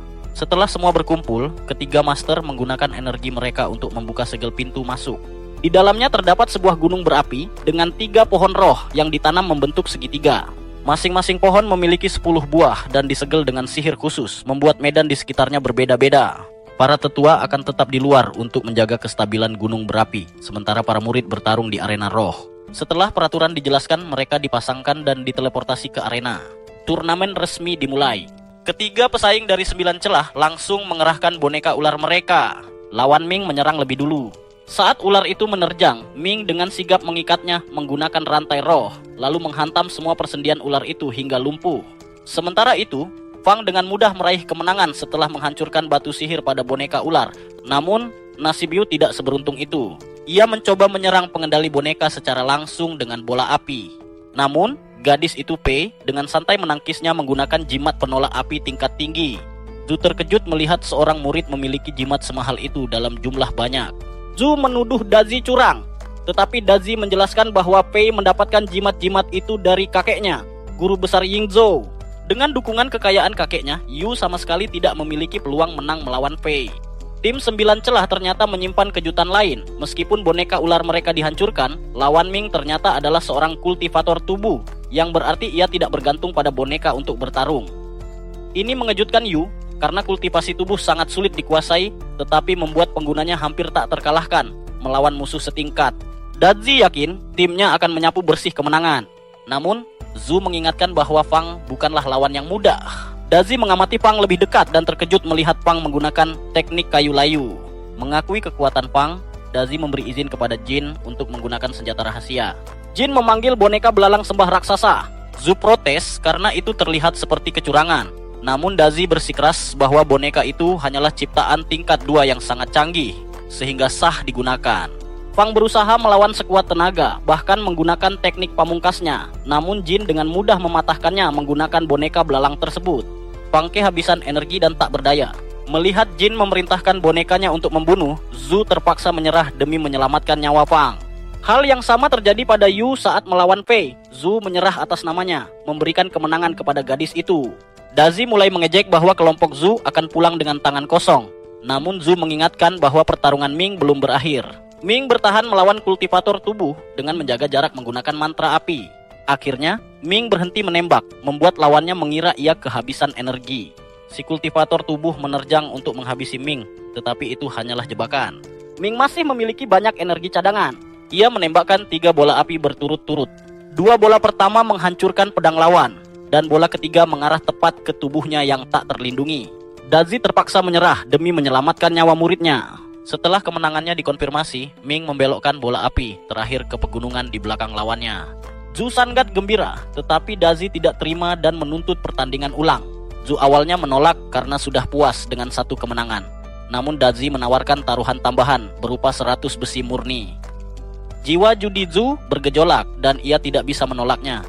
Untuk membujuk Ming agar mau bertaruh nyawa lagi, Zhu menjanjikan 2 cairan roh tambahan. Ming setuju, tetapi dengan syarat tambahan 2 batang dupa penenang. Pertandingan ulang Ming melawan Jin pun ditetapkan. Sebelum Ming masuk arena, Jian diam-diam memberinya sebuah jimat dan berpesan untuk menggunakannya jika situasi menjadi terlalu berbahaya, karena Jin bukan lawan sembarangan. Pertarungan dimulai. Jin memanggil bonekanya dan menembakkan petir ke arah Ming. Saat Ming teralihkan, Jin mengirim boneka belalangnya untuk menyerang. Namun, kecepatan Ming terlalu tinggi untuk diatasi hanya dengan 1 boneka. Jin memutuskan untuk memanfaatkan keunggulan jumlah dengan mengirim seluruh pasukan belalang sembah untuk mengepung Ming. Ming merespons dengan tebasan angin yang menghancurkan kloning-kloning tersebut. Begitu ia menemukan belalang yang asli, Ming mencoba mengendalikannya menggunakan rantai jiwa. Jin menarik bonekanya kembali, tetapi Ming mengirim tebasan angin susulan. Meskipun Jin menangkis tebasan pertama, Ming meluncurkan 2 tebasan lagi yang ia pantulkan kembali ke arah Jin. Jin berlindung di balik boneka kura-kura, namun serangan itu terlalu cepat sehingga ia tetap menerima kerusakan yang cukup parah. Dazi kagum dengan penguasaan mantra Ming dan bahkan mempertimbangkan untuk merekrutnya ke cabangnya. Namun Zhu langsung menolak gagasan itu mentah-mentah. Di arena, murid-murid 9 celah lainnya hendak memeriksa kondisi Jin, tetapi Jin menolak bantuan. Ia melepaskan jubahnya dan mengaktifkan baju zirah tersembunyi yang memberinya sepasang sayap mekanik, meningkatkan mobilitasnya agar bisa menandingi kecepatan Ming. Zhu marah karena mengenali zirah kura-kura tersebut sebagai artefak legendaris yang sangat kuat. Ia merasa tidak adil jika Dazi memberikannya kepada Jin. Dazi menenangkan Zhu dan menjelaskan bahwa zirah kura-kura yang asli masih ia simpan. Yang dipakai Jin adalah replika buatan Jin sendiri. Jian mengakui kehebatan Jin dalam menguasai kerajinan mekanik dalam waktu 2 tahun. Sementara Dazi menambahkan bahwa intuisi mekanik Jin jauh melampaui dirinya saat seusia itu. Keunggulan kecepatan Ming kini hilang, dan ia berjuang keras untuk bertahan. Jin memerintahkan kura-kuranya menembakkan jaring laba-laba. Ming mencoba memotongnya, tetapi jaring itu telah diperkuat. Ming terpaksa menghindar, namun selain jaring yang hampir tak hancur, ia juga harus menghadapi serangan belalang sembah. Tidak bisa lagi menahan diri. Ming mengungkapkan teknik bentuk ketiga miliknya, mendorong belalang itu mundur dengan gelombang sonik. Zhu terkejut Ming menyembunyikan kekuatan sebesar ini, sementara Dazi terkesan namun ragu Ming bisa bertahan lama karena teknik itu sangat menguras energi. Di medan pertempuran, Ming menebas langit-langit gua, menciptakan awan debu untuk bersembunyi. Saat Jin mencoba menangkapnya, Ming menggunakan teknik levitasi untuk melempar puing-puing ke wajah Jin.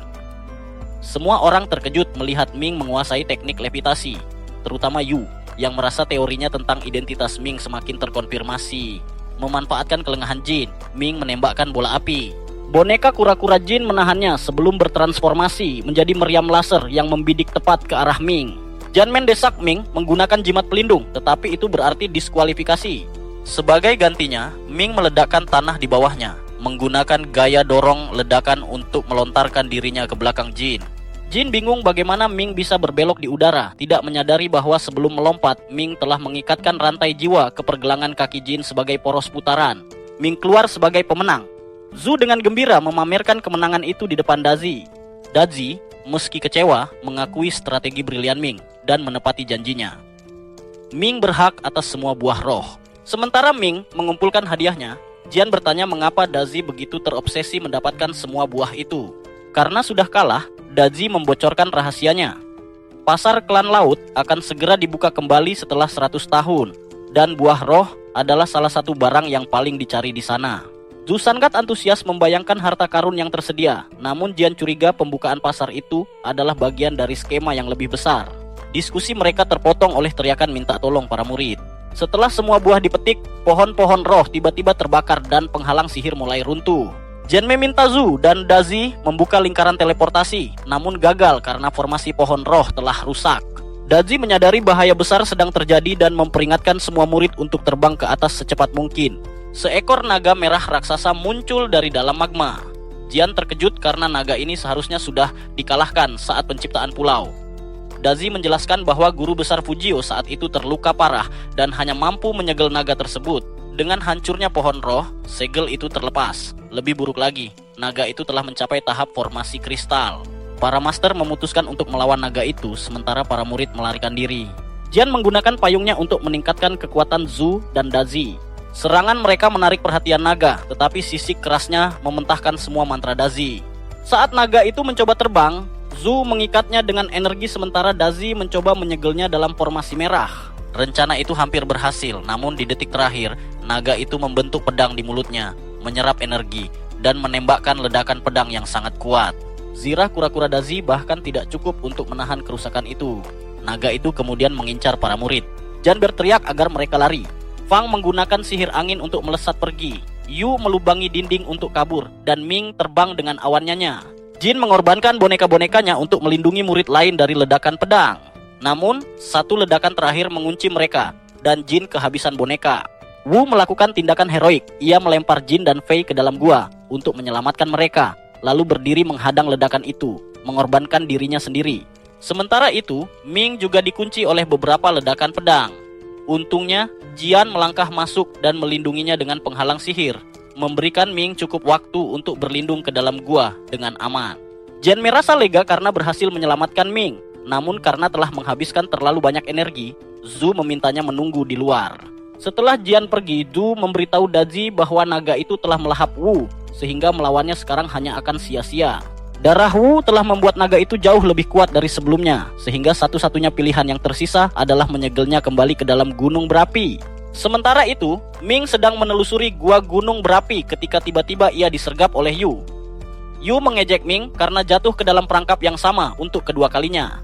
Karena tidak ada orang lain di sekitar yang bisa menghentikannya, Yu mulai memukuli Ming tanpa ampun hingga wajah Ming hancur berlumuran darah. Yu jelas menikmati setiap detiknya. Ming ambruk ke lantai. Yu menginjak kepalanya dan menuntut agar Ming memberitahukan lokasi harta karun yang dicuri oleh ayahnya. Awalnya Yu ragu, namun setelah melihat Ming menggunakan teknik levitasi dengan sempurna, ia kini yakin bahwa pemuda ini adalah Liu Ming, putra sang penjahat.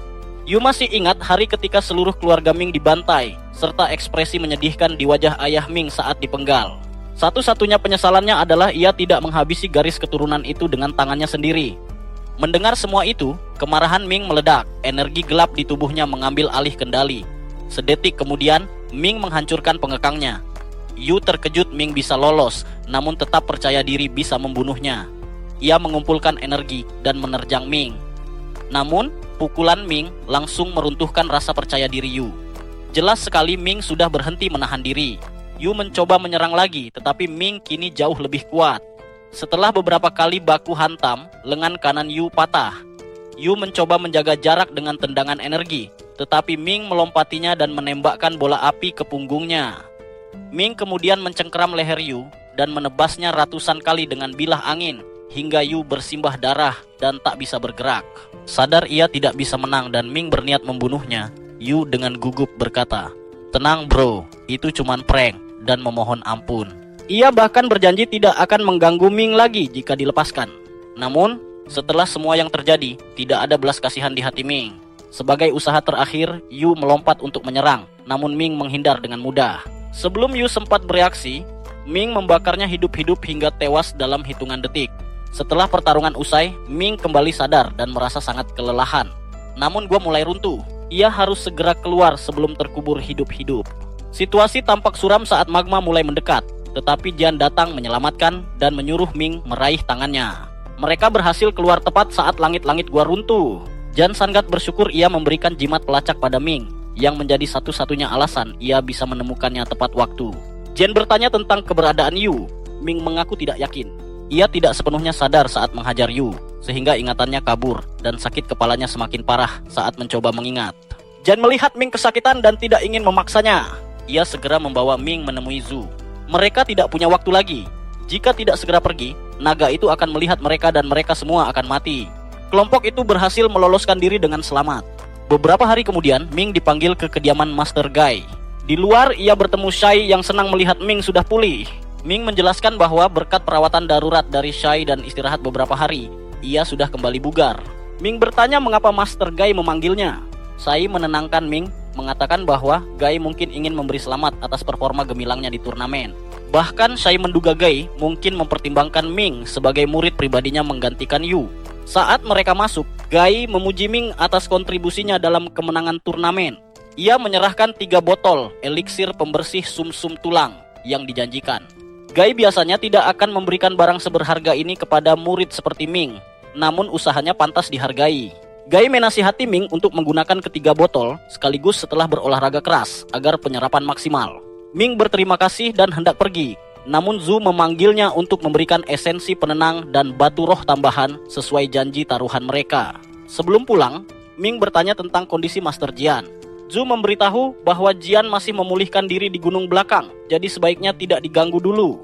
Sementara itu, Zhu menyarankan Gai untuk mengangkat Ming sebagai murid pribadi karena bakatnya yang luar biasa. Namun Gai menatap Ming lama dan menolaknya mentah-mentah. Ia malah menunjuk Shai sebagai murid barunya. Meski terkesan menghina, Ming sebenarnya tidak tertarik berguru pada Guy. Jadi ia dengan santai memberi selamat pada Shai lalu pamit pulang. Sepeninggal Ming, Zhu bertanya, mengapa Guy menolak Ming padahal bakat anak itu sangat jelas. Guy menjawab bahwa meskipun Ming berbakat, seseorang dengan hanya 3 meridian tidak akan bisa melangkah jauh dalam dunia kultivasi. Sesampainya di rumah, Ming mulai berlatih keras hingga berkeringat untuk mempersiapkan tubuhnya menyerap eliksir. Ia menyiapkan bak mandi dan menuangkan 1 botol eliksir. Saat cairan itu meresap ke dalam tubuhnya, rasa sakit yang luar biasa melandanya. Namun ia bisa merasakan kotoran dalam tubuhnya dibersihkan.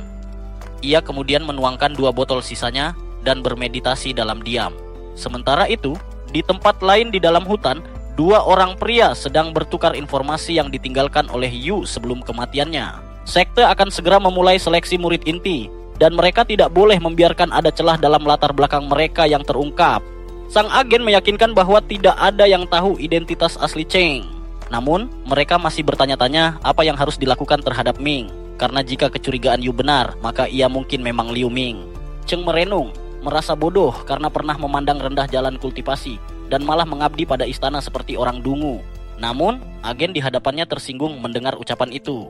Ia menegaskan bahwa semua agen istana harus siap mempertaruhkan nyawa tanpa syarat. Menuduh Cheng berniat berkhianat, agen itu mengancam akan melaporkannya kepada para tetua istana.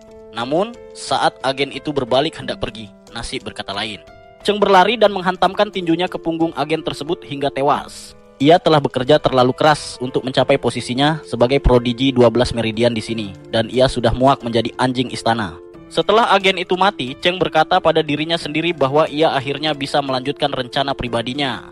Namun sebelumnya, ia harus membereskan Ming karena ada kemungkinan Ming mengetahui identitas aslinya. Sementara itu, Ming telah menyelesaikan proses pembersihan dirinya. Ia bisa merasakan perbedaan yang signifikan. Meridian dan otot-ototnya terasa sangat bersih dan segar. Penasaran dengan kemampuan barunya, ia memutuskan untuk melakukan uji coba. Ia meluncurkan bola api, lalu berlari ke depannya dan menangkisnya dengan tangan kosong. Hasilnya luar biasa, ia hanya mengalami luka bakar ringan. Dengan peningkatan kekuatan ini, Ming yakin ia memiliki peluang bagus dalam kompetisi mendatang. Namun, ia segera menyadari bahwa meskipun bisa mendominasi lawan setingkat, ia akan berada dalam kerugian besar jika berhadapan dengan kultivator yang lebih tinggi. Menghadapi lawan dengan kekuatan sihir superior membutuhkan strategi yang matang. Idealnya, ia ingin memiliki hewan peliharaan sekuat naga merah, tetapi itu tentu lebih mudah diucapkan daripada dilakukan. Beberapa hari kemudian, Ming mengunjungi Jian dan lega melihat kondisinya jauh lebih baik. Jian langsung menyadari perubahan pada Ming. Pembersihan meridian pasti berhasil karena Ming tampak lebih tinggi dari sebelumnya. Jian juga meminta maaf karena mendengar Guy lebih memilih Shai sebagai muridnya daripada Ming. Padahal menurutnya Ming adalah pilihan yang lebih baik. Ming menanggapi dengan rendah hati, mengatakan bahwa diakui oleh Jian dan Zhu sudah lebih dari cukup baginya. Justru ia merasa harus meminta maaf karena naga merah berhasil kabur dan Jian terpaksa mengorbankan harta karunnya demi menyelamatkannya. Ia merasa sangat malu. Jian menenangkannya, mengatakan bahwa yang terpenting mereka selamat. Kini setelah mengetahui keberadaan naga tersebut, ia dan para tetua lainnya berencana melakukan misi perburuan dalam waktu dekat. Membahas soal perburuan, Ming memberitahu Jian tentang rencananya memasuki alam nether sekte hantu untuk menangkap roh guna meningkatkan kekuatannya. Jian setuju itu ide bagus, namun memperingatkan bahwa tempat itu sangat berbahaya. Alam nether diciptakan oleh pendiri Sixian sendiri dan terkenal dengan energi yin yang sangat padat, digunakan untuk memenjarakan banyak hantu dan roh. Wilayahnya luas, terbagi menjadi 36 pilar dengan lingkaran dalam dan luar. Lingkaran luar umumnya berisi roh tingkat rendah yang semakin kuat jika semakin dekat ke pusat. Roh-roh tersebut diklasifikasikan ke dalam tingkat pion, ganas, jenderal, komandan, dan raja. Dengan kekuatan Ming saat ini, Jian yakin ia tidak akan kesulitan menangkap makhluk tingkat pion dan membentuk kontrak tuan hamba. Namun, ia dengan tegas melarang Ming menantang monster tingkat ganas karena risiko saat pembentukan kontrak sangat besar dan bisa menghancurkannya. Untuk membantu perjalanan Ming, Jian menyiapkan peta lingkaran luar. Sebelum Ming pergi, Jian memberikan peringatan terakhir. Selain roh tingkat tinggi, ada 2 bencana besar di alam nether yang harus dihindari dengan segala cara, yaitu awan jiwa dan tawon hantu. Selama beberapa hari berikutnya, Ming melakukan persiapan matang untuk memasuki alam nether. Ia bahkan membeli 5 jimat dari pasar kelabu untuk menangkal hantu yang mungkin ditemuinya. Ia juga membeli panah jimat dengan beberapa anak panah penembak dari seniornya di Pegunungan Tangi, serta berbagai barang pengusir hantu lainnya. Namun, saat mencoba menggunakan jimat penyimpanan untuk memasukkan semuanya, ia menyadari tak satu pun dari barang-barang itu berfungsi. Ternyata penjualnya adalah penipu ulung. Keesokan harinya, Ming menuju gerbang alam Nether dan menyapa penjaga yang bertugas. Penjaga itu, Lee, nyaris tidak mempedulikan kehadiran Ming dan dengan dingin memberitahu bahwa biaya masuknya 100 poin kontribusi. Ming menyerahkan kartu identitasnya untuk memproses pembayaran. Lee mengetukkan tongkat ke kartu Ming untuk memotong poin. Wajah Ming tampak kecewa karena sisa poin di akunnya semakin menipis. Melihat ekspresi Ming, Lee berpura-pura berbaik hati. Ia mengatakan tidak tega melihat Ming yang kesulitan keuangan pulang dengan tangan kosong. Jadi, ia menawarkan pencari roh hanya seharga 20 batu roh. Alat itu diklaim bisa mendeteksi roh dalam radius 100 meter. Sangat berguna bagi Ming yang masuk sendirian. Tanpa pikir panjang, Ming membelinya dengan gembira. Tiba-tiba, Ming mendengar suara dari belakangnya. Ia berbalik dan terkejut melihat Master Bing dan jalan. Lee mendekati Bing dan bertanya apa tujuannya.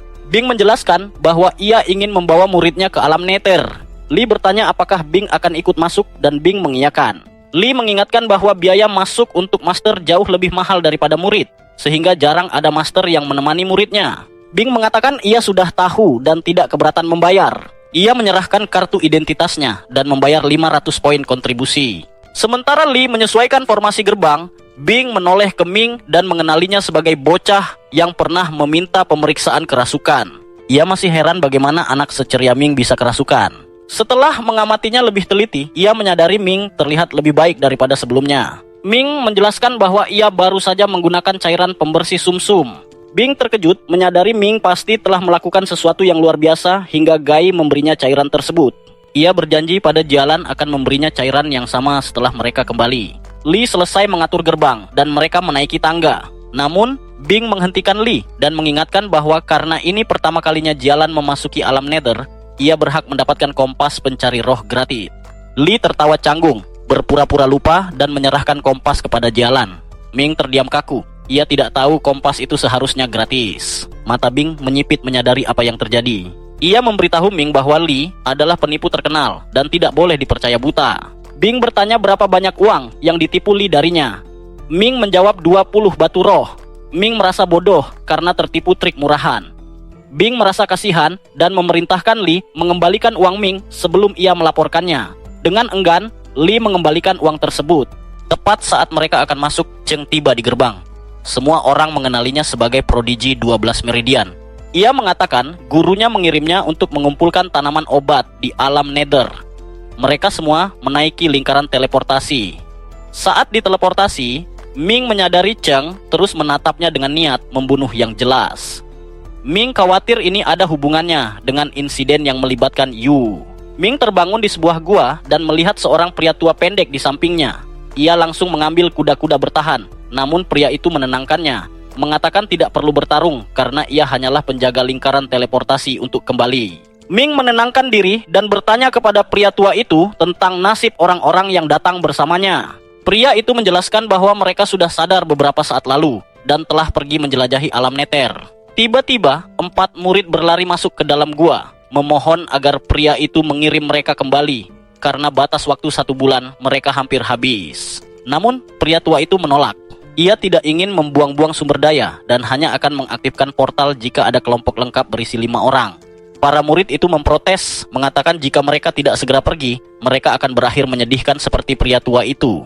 Mendengar ucapan tersebut, pria tua itu murka. Ia dulu seperti mereka, namun ketika timnya mencoba kembali, mereka diserang roh jahat.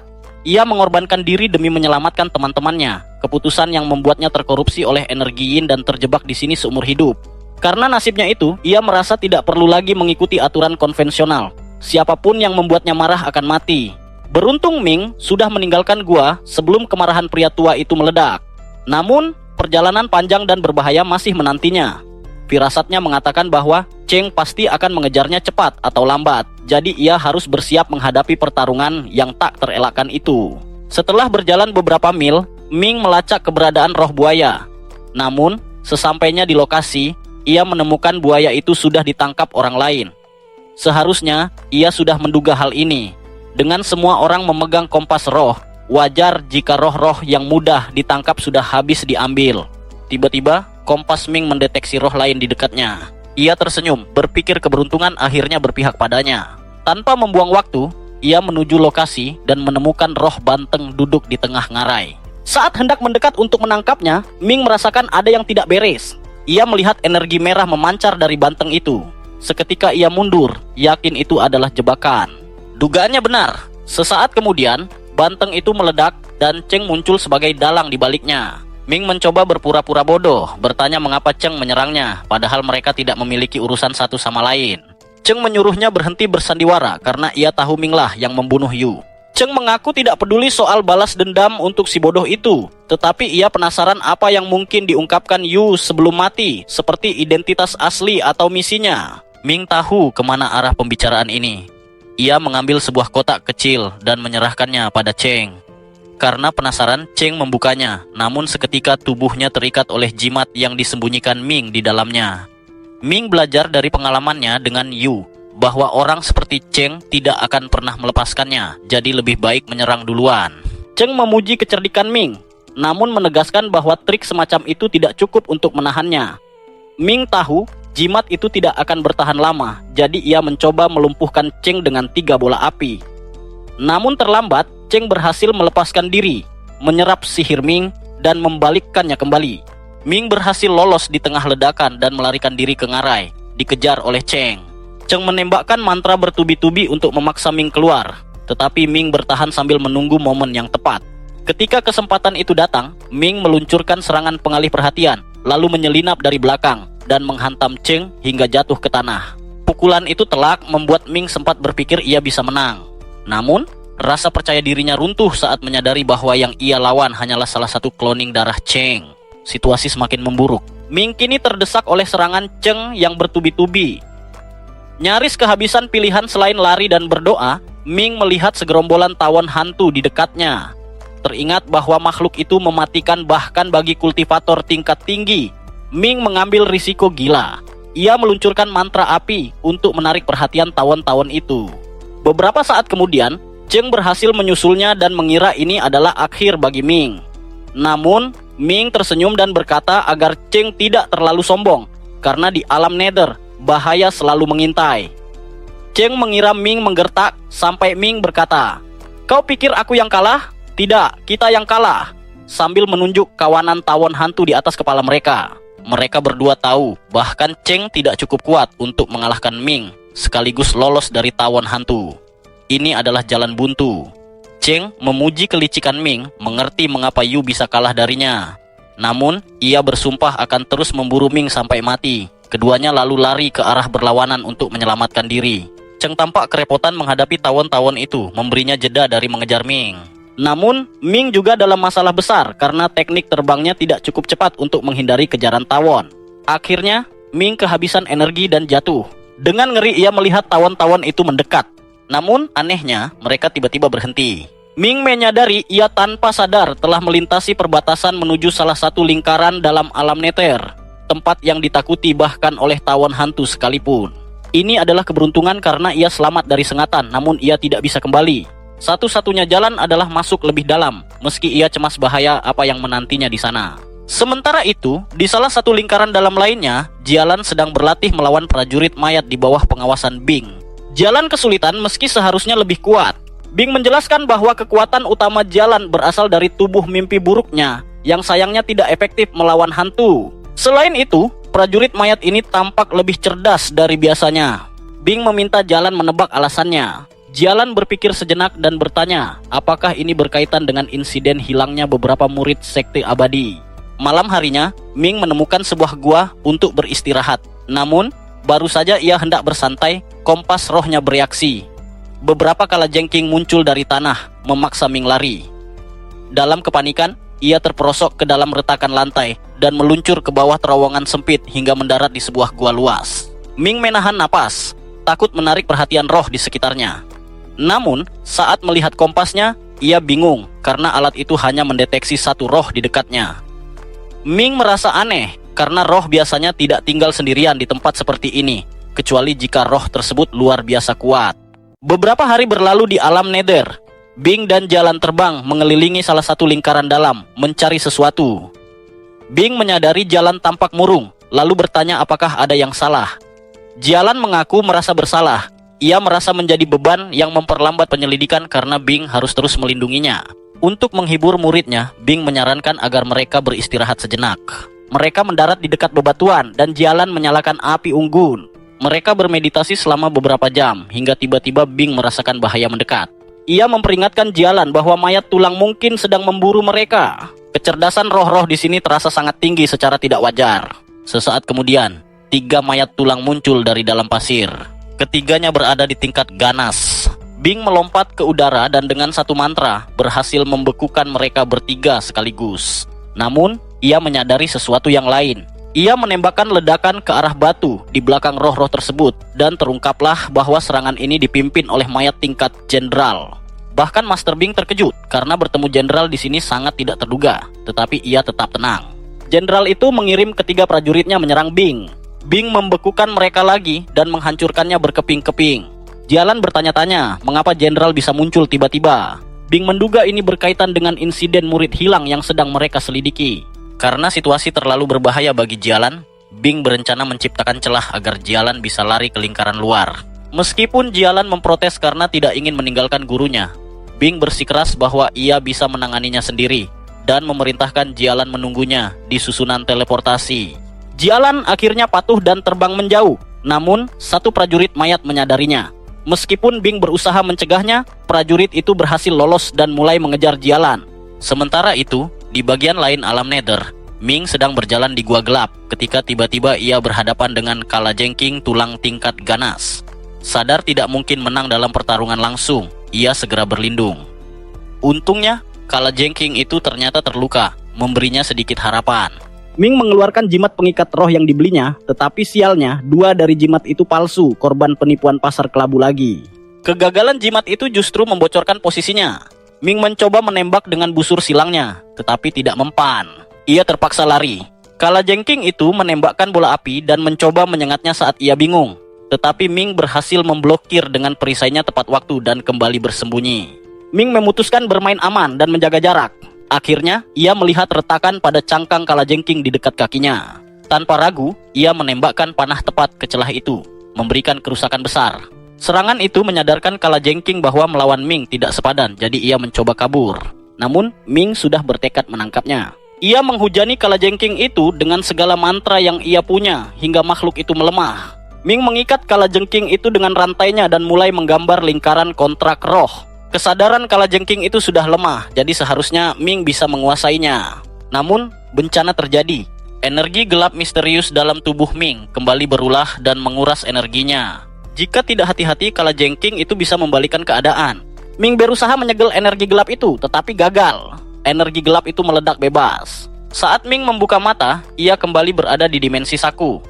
Ruangan itu terasa lebih besar dari sebelumnya, dan anehnya, kalajengking itu ikut bersamanya. Awalnya panik, Ming kemudian menyadari kalajengking itu tidak menyerangnya. Tanda bahwa kontrak roh berhasil. Ia senang memiliki sekutu baru, tetapi masih bingung cara keluar dari sana. Satu-satunya pilihan adalah berlatih. Ming melakukan latihan tempur bersama kalajengking itu. Makhluk itu belajar dengan cepat. Sayangnya, kalajengking itu belum bisa bertarung dengan kekuatan penuh karena luka pada kerangka luarnya hanya bisa disembuhkan dengan memakan tulang roh. Ming berjanji akan mencarikan tulang untuknya nanti. Beberapa minggu berlalu di dimensi Saku hingga akhirnya Ming dan kalajengking itu kembali ke dunia nyata. Ming menepati janjinya dan menemukan kerangka untuk dimakan kalajengkingnya.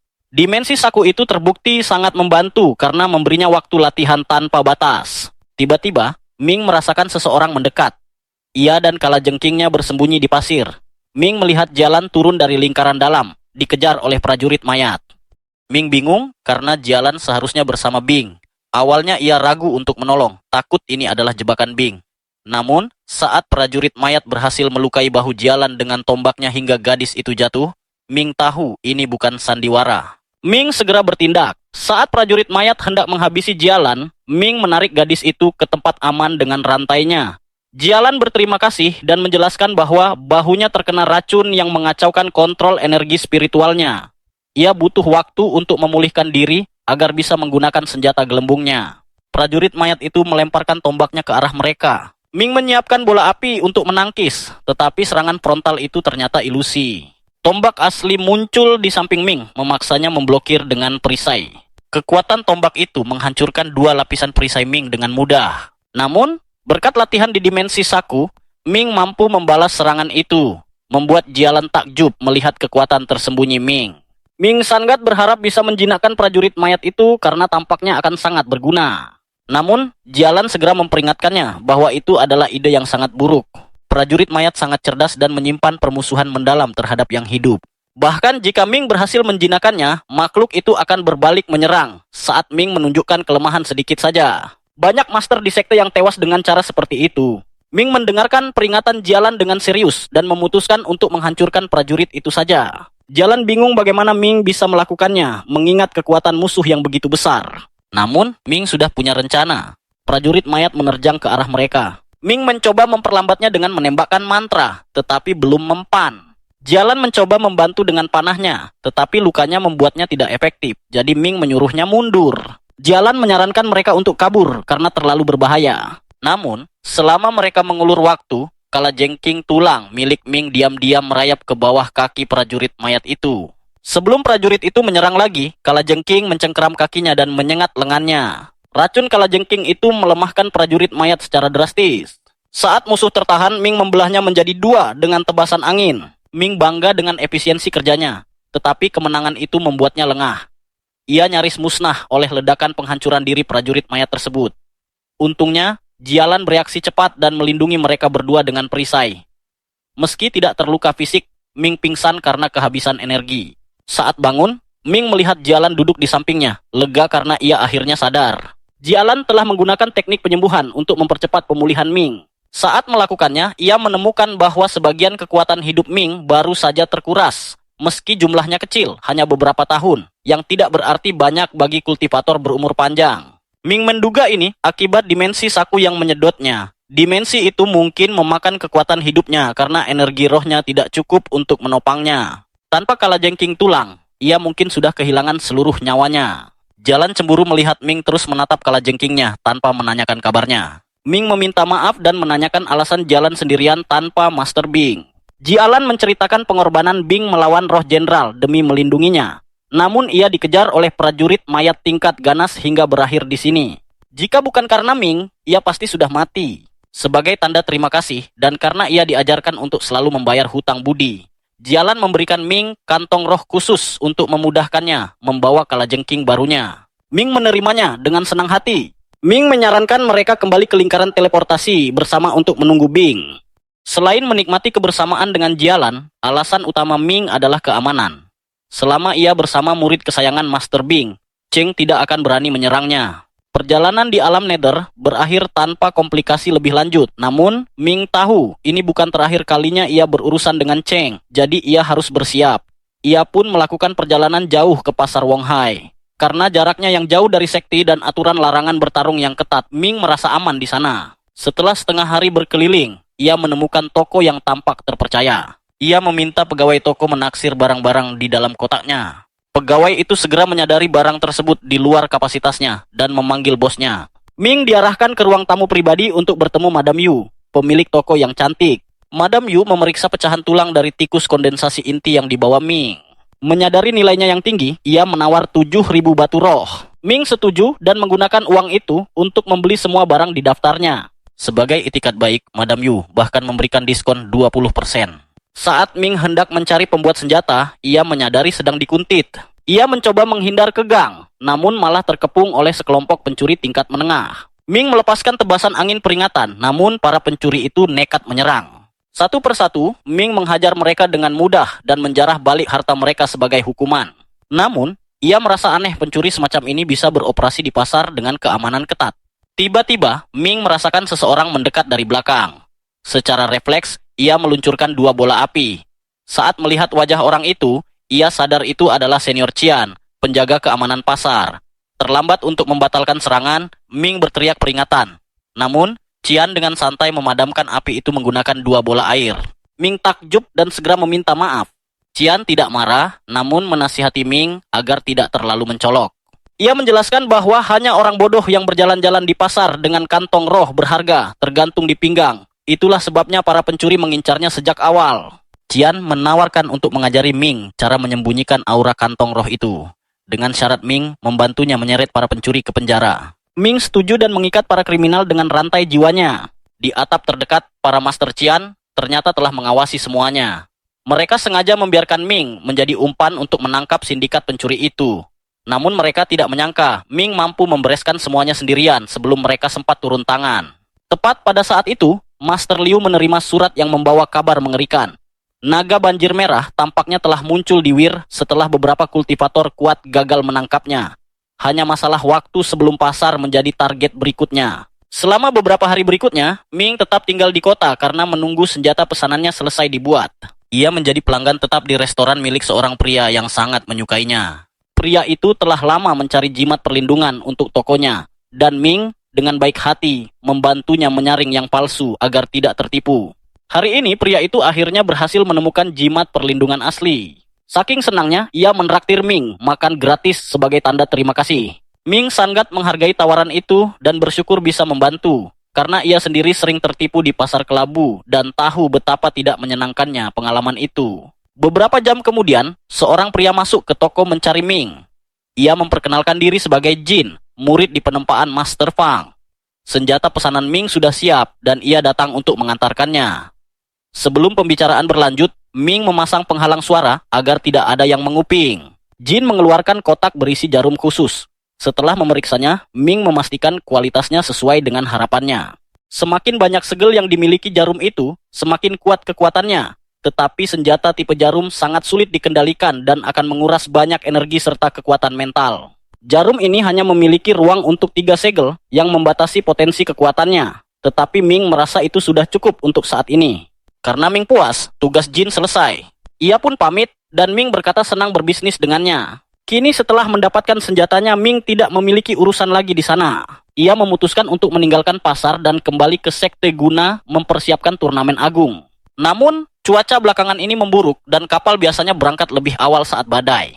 Ia harus bergegas. Ming berlari ke dermaga dan untungnya berhasil naik ke kapal terakhir hari itu, tepat sebelum keberangkatan. Di geladak, Ming melihat Qian. Ini adalah kebetulan yang luar biasa. Ia bertanya apa yang Qian lakukan di sana. Qian menjelaskan bahwa tugasnya di pasar sudah selesai, jadi Master Liu memintanya mengawal kapal yang kembali. Namun, tanpa sepengetahuan mereka, masalah besar sedang menuju ke arah mereka. Naga merah semakin mendekati pasar. Semua penjaga di area tersebut berkumpul membentuk penghalang pelindung. Master Liu ragu mereka bisa mengalahkan naga itu dengan kekuatan saat ini. Tetapi ia telah menyiagakan semua kultivator tingkat menengah dan sekte telah disiagakan. Mereka hanya perlu bertahan sampai kultivator tahap kristalisasi tiba. Anehnya, naga itu belum juga muncul padahal sudah cukup lama terlihat mengarah ke sana. Seolah-olah pasar bukan lagi targetnya. Naga merah memiliki kecerdasan tinggi dan masih terluka akibat upaya penangkapan sebelumnya. Ia pasti menyadari bahwa menantang pasar dalam kondisinya saat ini adalah tindakan bodoh. Prioritas utamanya adalah memulihkan energi dengan memangsa target yang mudah. Tiba-tiba, Master Liu teringat bahwa sebuah kapal penuh dengan target mudah para murid junior baru saja berlayar beberapa jam yang lalu. Naga itu pasti mengincar mereka terlebih dahulu. Ia segera memberitahu para master lain untuk bergegas mengejar kapal tersebut sebelum semua murid menjadi santapan naga.